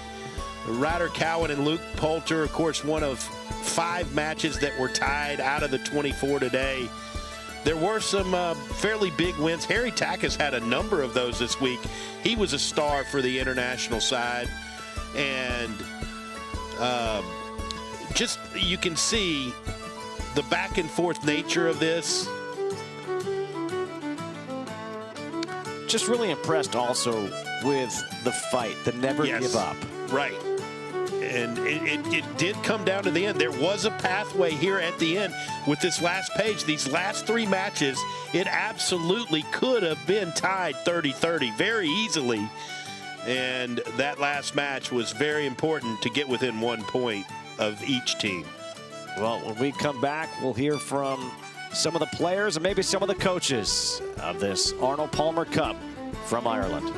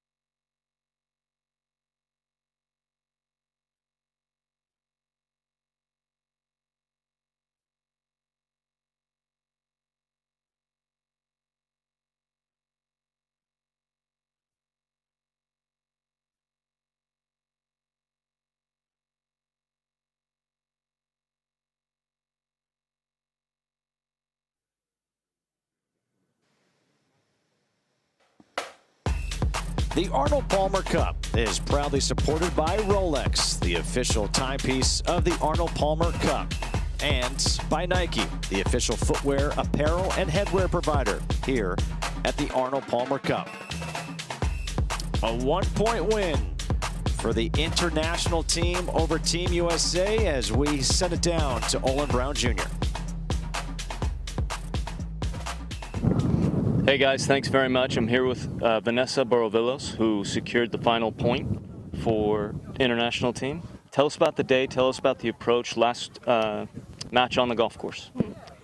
I mean, this match, no matter if you were the first or the last, for everyone, they were going out to win it. And Coach Janice gave us a heck of a speech last night that got us all fired up. So honestly, it was really the same approach as any other match. Try to be aggressive out there. Don't give them any short ones because anything can happen with this wind, and just put as much pressure as you can on USA.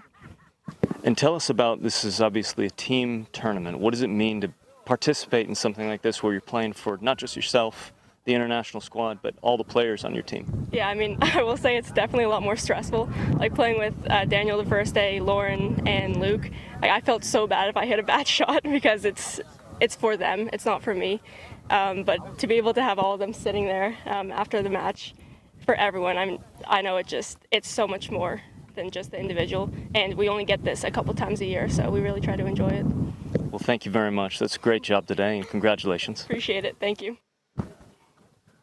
That says it all right there. It says everything you want to know about what this event is. It's why you hear, whether it's the Ryder Cup, the President's Cup, the Solheim Cup, all those players, it means so much to them to play in those events because it is a team event, because it's just something. Golf is an individual sport. When you get a chance to be in part of a team, there's something truly special. It really is, and to be part of it is a life-changing experience, I believe. A 1-point lead for the international, a 1-point win over the U.S.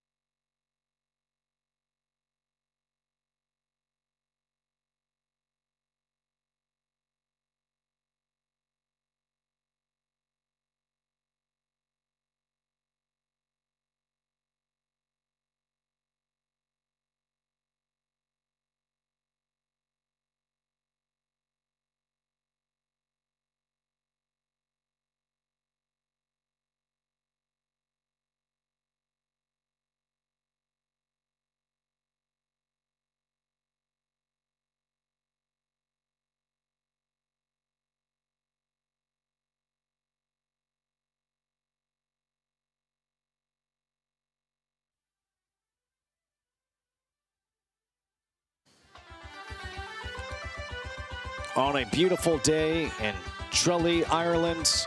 The international team defeats the U.S. team by 1 as we go back down to Olin Brown Jr. Guys, we're here with the international team coaches, Janice and Brennan. Guys, congratulations. And Brennan, we'll start with you. Tell us about your approach this week and what winning this tournament means.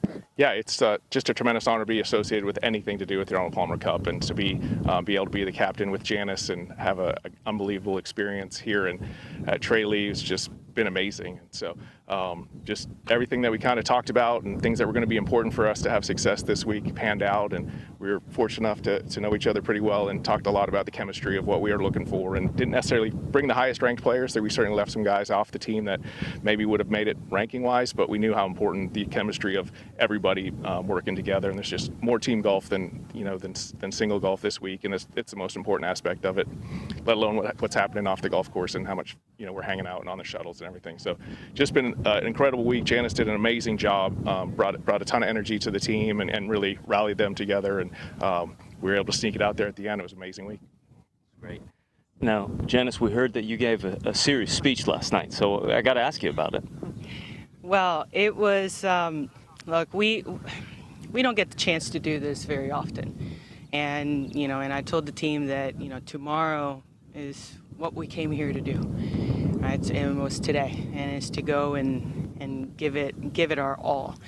And obviously, I told them, I was like, look, we came here not to just hope to win today, but to go out and take it. And that's exactly what we did. And we kept the cup at home. And I mean, we were ready to go. We were ready to go. I think the biggest thing is, and I took a little bit of a tip from Paul McGinley when he came out and gave us a speech, that we come out here, it's about you today because it's singles, and you don't have a teammate at that moment to lean on as foursomes and four balls, but we go out there because we're fighting for their teammates. We're playing for the badge that we have on our chest.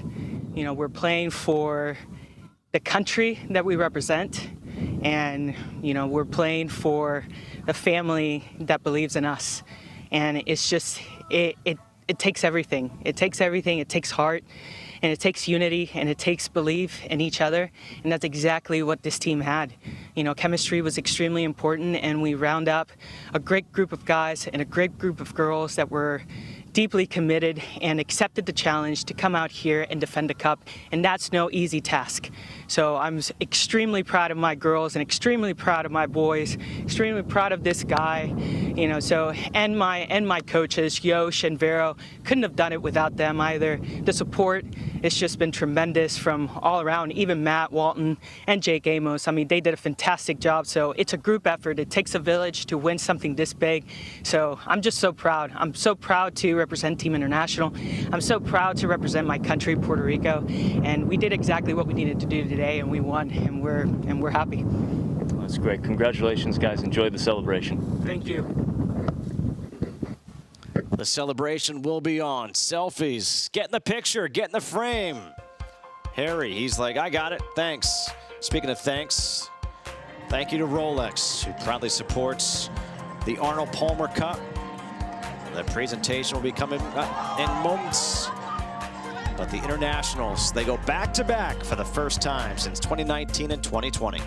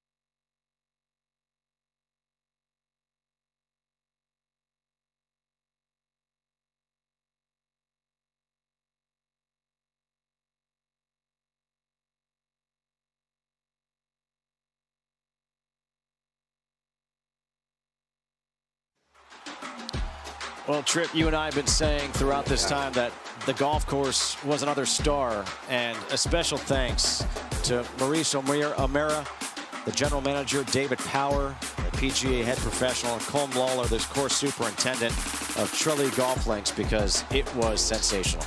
Absolute star of the show. I know the players were as well, but this facility, this venue, one of the best I've seen. And by the way, whoever controlled the weather, kudos to them, because we had some beautiful weather for these sessions. 30.5 to 29.5 as we go down to the presentation for this international team winning the Arnold Palmer Cup.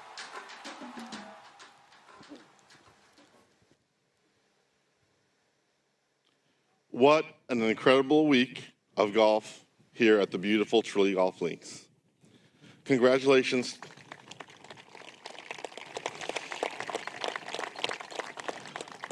Congratulations to both teams for hard-fought matches and displays of sportsmanship. Events like these aren't possible without the passion and teamwork of many people. Thank you to Tralee Golf Links leadership and community for the kindness and warmth that you've shown everyone this week. Thank you to the Arnold William Palmer Foundation, Rolex, Nike, the GCA, and the WGCA. And again, thank you to all of our participants for making this week a rousing success. I'd also like to thank our rules officials this week, with a special thanks to our rules co-chairs, Ann O'Sullivan and Mary B. Porter King, who have served in those roles since the Palmer Cup expanded to its current format in 2018. Tralee has been in fabulous condition this week, as everyone who has watched here at the links or from home can attest. Greenskeeper Colm Lawler and his team.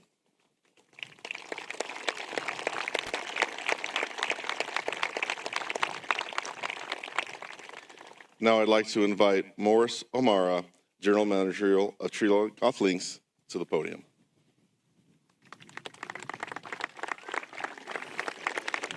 Thank you, Dustin. Good afternoon, everyone. That was some week. As we come to the conclusion of what has been truly a memorable event here at Tralee Golf Club, I would like to, on behalf of the golf club, express our sincere gratitude to everyone who has made the 2026 Arnold Palmer Cup such an outstanding success. Firstly, I would like to extend our deepest thanks to the Palmer Foundation and everyone associated with the organisation for entrusting Tralee Golf Club with the privilege of hosting this prestigious event. It has been an honour to welcome the world's finest collegiate golfers, their coaches, their families and supporters to our little corner of Ireland.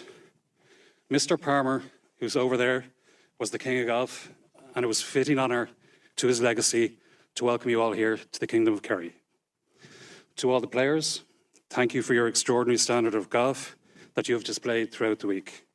You have showcased not only exceptional talent and competitiveness, but also tremendous sportsmanship, respect and camaraderie. You have been wonderful ambassadors for your universities and your colleges, your countries and the game of golf itself. Many of us will remember your performances for years to come. It is undoubtedly only the beginning of many exciting chapters ahead. The Arnold Palmer Cup has long been recognised as a proving ground for future champions, and I'm sure many of you have very bright careers ahead. And we will be following your journey in the years to come. Whatever path your future may take, we wish each and every one of you every success and happiness. We hope the memories you have created here at Tralee Golf Club will remain with you for a lifetime. As mentioned by Dustin, events of this magnitude simply do not happen without a collective effort. To our dedicated volunteers who are over here to my left, thank you for your enthusiasm, your generosity, and your countless hours of service. Your warmth and hospitality has been remarked upon by everyone I've spoken to this week, and everyone who has visited the club. You have been world-class. Give yourselves a round of applause.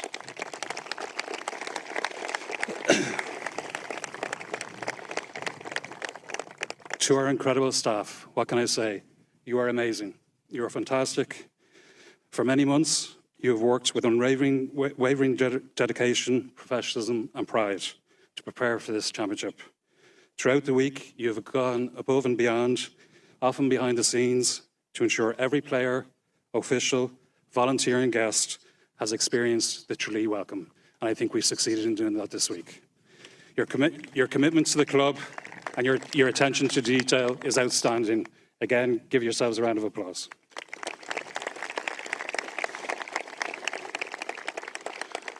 To our club members, this wouldn't be possible without your support. Thank you for your patience and your pride in showcasing our club to an international audience.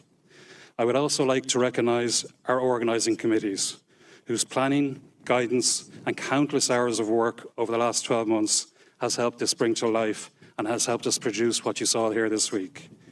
The committee was chaired by Catherine McCarthy. I can't say much, but all I can say is take a bow.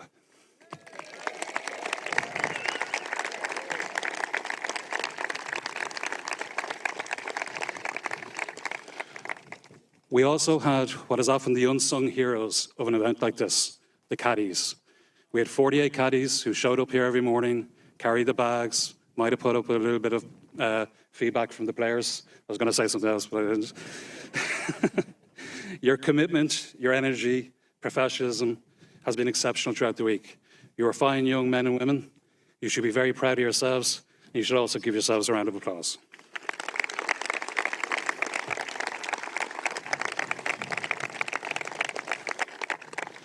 Finally, Tralee was founded on a passion for golf.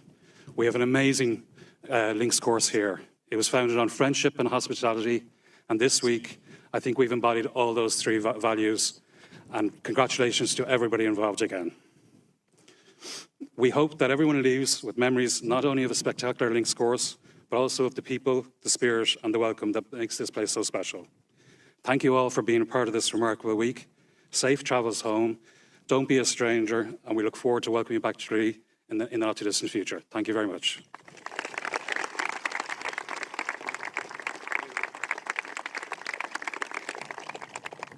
And now I'd like to welcome Kelly Hester, President of the Women's Golf Coaches Association, to the podium.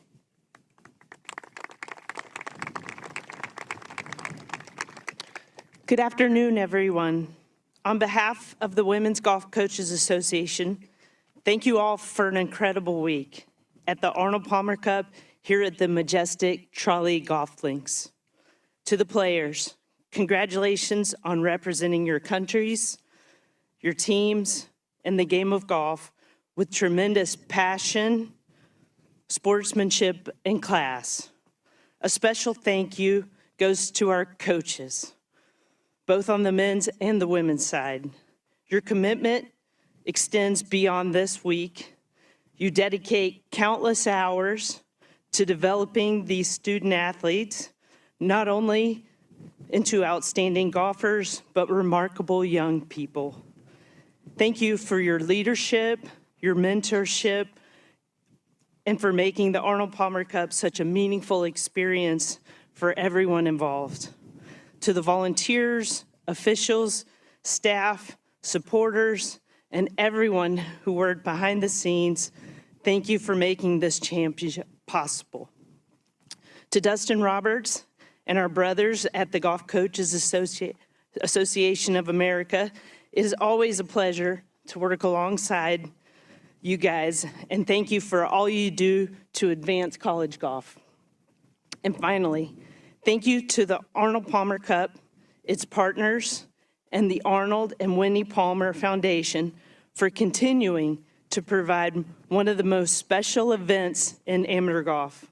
It is an honor to be a part of a tradition that celebrates excellence, friendship, and the spirit of the game. Congratulations once again to all of our competitors. Safe travels, and we look forward to next year. Thank you.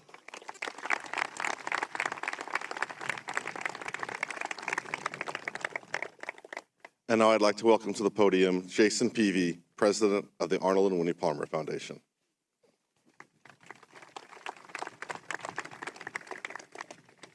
Good afternoon, everyone. On behalf of the Board of Directors of the Arnold and Winnie Palmer Foundation and especially our chair, Amy Palmer Saunders, thank you for being a part of an extraordinary week at the 2026 Arnold Palmer Cup. I'd like to recognize two of our foundation directors, Walt Kahn and Roy Saunders, who've been following this championship from the very first shot. Thank you, Walt and Roy, for your unwavering support of this event and Arnold Palmer's legacy.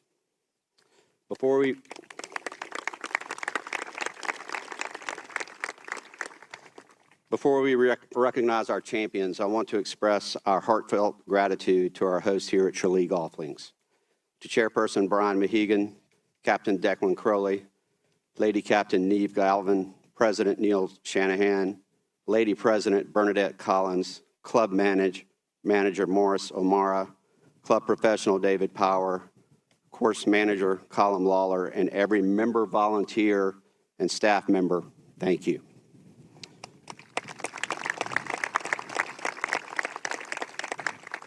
Your warmth and hospitality have made this a truly memorable week. More importantly, you honor Mr. Palmer's legacy every day as the stewards of his first European design. Colin, I've received a number of texts from friends back home who are watching this on the broadcast, and most of them begin with the same word, wow. You and your team have presented Tralee in magnificent condition, and we are deeply grateful.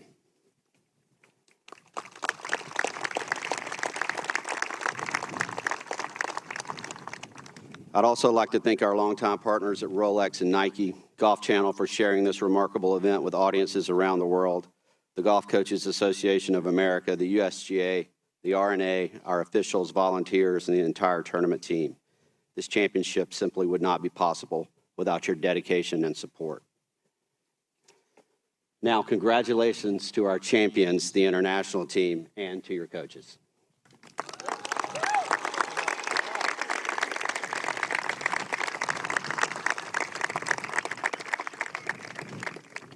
Every player who competed this week gave us exceptional golf, incredible sportsmanship, and a championship worthy of Arnold Palmer's name.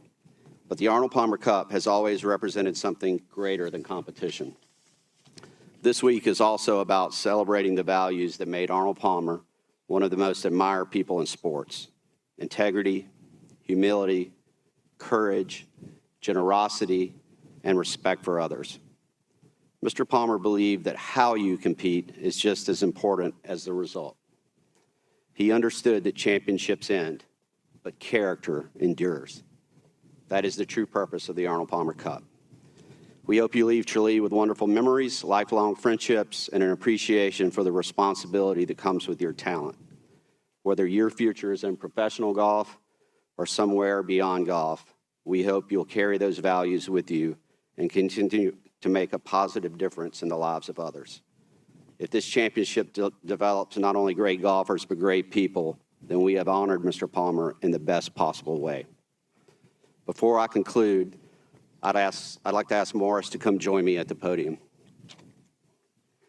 Morris, on behalf of the Arnold and Winnie Palmer Foundation, it is our honor to present Tralee Golf Links with a small token of our appreciation. We have an Arnold Palmer golf bag that has been signed by every player who competed in this year's championship. We hope you'll proudly display it here at the club as a lasting reminder of a remarkable week, one that celebrated not only world-class golf, but also the friendships, the sportsmanship, and the values that define the Arnold Palmer Cup and the legacy of Mr. Palmer himself. Thank you.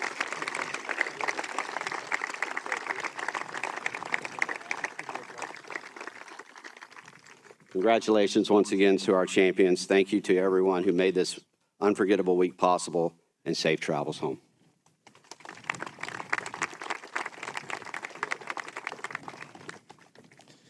Now we'd like to take a moment to recognize an award that's dear to the Palmer Cup's heart, the Michael Carter Jr. Award.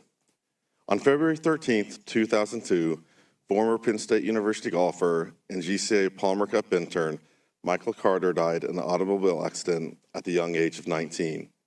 While Carter tragically left the world too soon, his fun-loving and infectious spirit will forever live in this competition. The Michael Carter Jr. Memorial Award is presented to the Palmer Cup participants from each team who best represents the qualities and ideals that made this young man unique. I'd like the following individuals to come forward and take a picture with the Palmer Cup trophy. From Alpine, Utah, Kihei Akina, and from Woburn, England, Luke Poulter.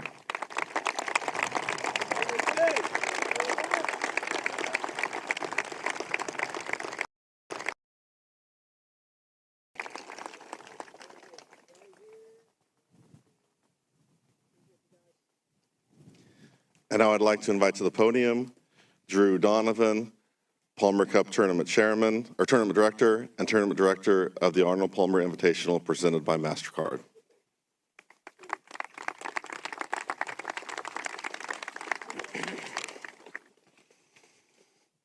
All right.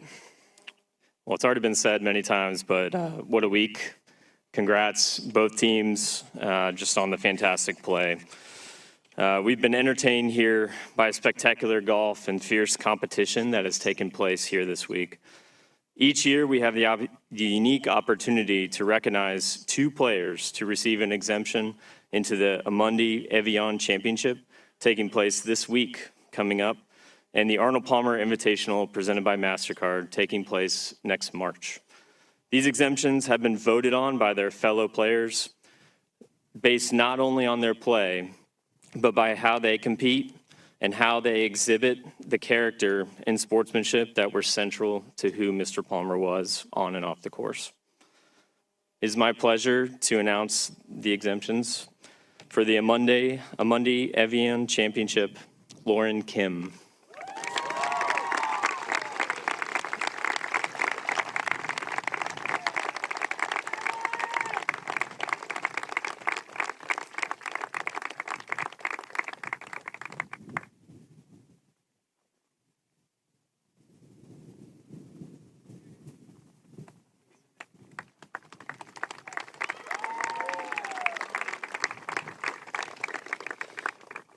And for the Arnold Palmer Invitational presented by MasterCard next March, Luke Poulter.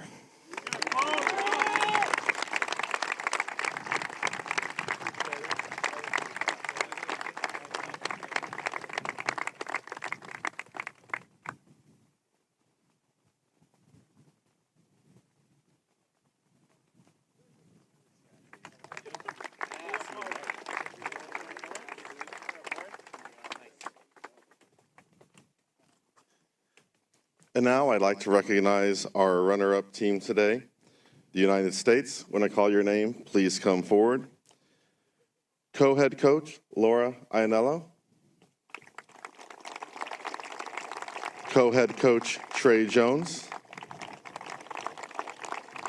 Assistant coach, Emily Fletcher. Assistant coach, Beth Miller. Assistant coach, Bowen Sargent. And assistant coach, Thomas Sutton. And now the golfers, Kihei Akina, Amelie Beauchaton, Kylie Chong, Ryder Cowan, Anna Davis, Wheaton Ennis, Josiah Gilbert, Max Herendine, William Jennings, Jasmine Koo, Chloe Kovaleski, Mackenzie Lee, Jonathan McEwen, Jacob Medleski, Farah O'Keefe, Macy Pates, Caden Pope, Megan Propek, Kiara Romero, Bailey Shoemaker, Jack Turner, Willie Walsh, Avery Reed, and Connor Williams.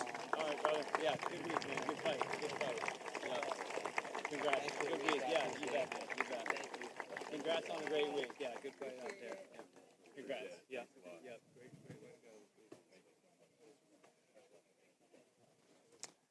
And now for our victorious team, the Internationals. This week's matches reflects the overall theme of the Palmer Cup. In our 30 playings, the USA leads 15-14 with one tie. The coaches, co-head coach Janice Olivencia, co-head coach Brennan Webb, assistant coach from Leicester, Jake Amos, assistant coach Veronique Druin-Latrell, assistant coach Matt Walton, and assistant coach Yoshio Yamamoto. And now the golfers.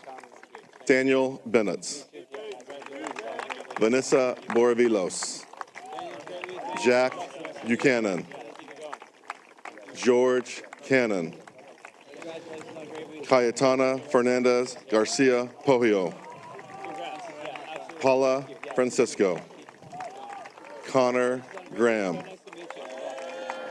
Veronica Kedranova, Lauren Kim, Marie Aline Madsen, Rianne Malixi, Maria Jose Marin, Paula Martin Sampedro, Caitlin Maurice, Win Onmin, Milan Hotgeider, Luke Poulter, Patience Rhodes, Niall Shills Donegan, Marta Silchenko, Arnie Svensson, Zach Swanwick, Harry Takis, and Tim Wiedemeyer. Arnie, so good to meet you, man. Yeah, keep in touch. Congrats. Yeah. Great to meet you, man. Thanks. Congrats. Good week. Well done. Congratulations. Yeah. Good luck the rest of the year. Last but not least, sir. Congrats. Yeah. Good going.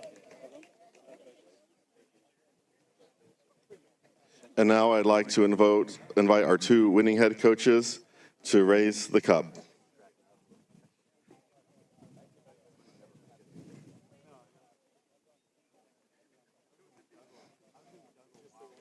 Just lift the cup from.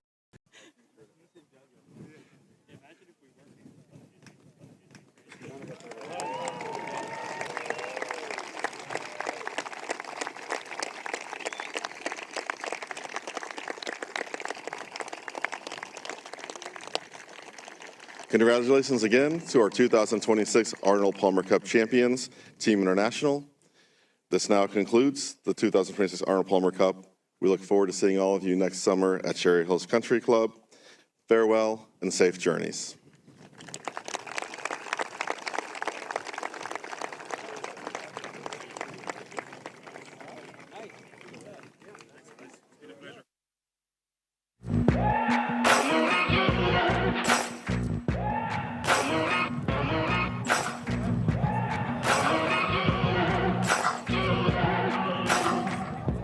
Maybe I'm foolish, maybe I'm blind, thinking I can see through this and see what's behind. Got no way to prove it.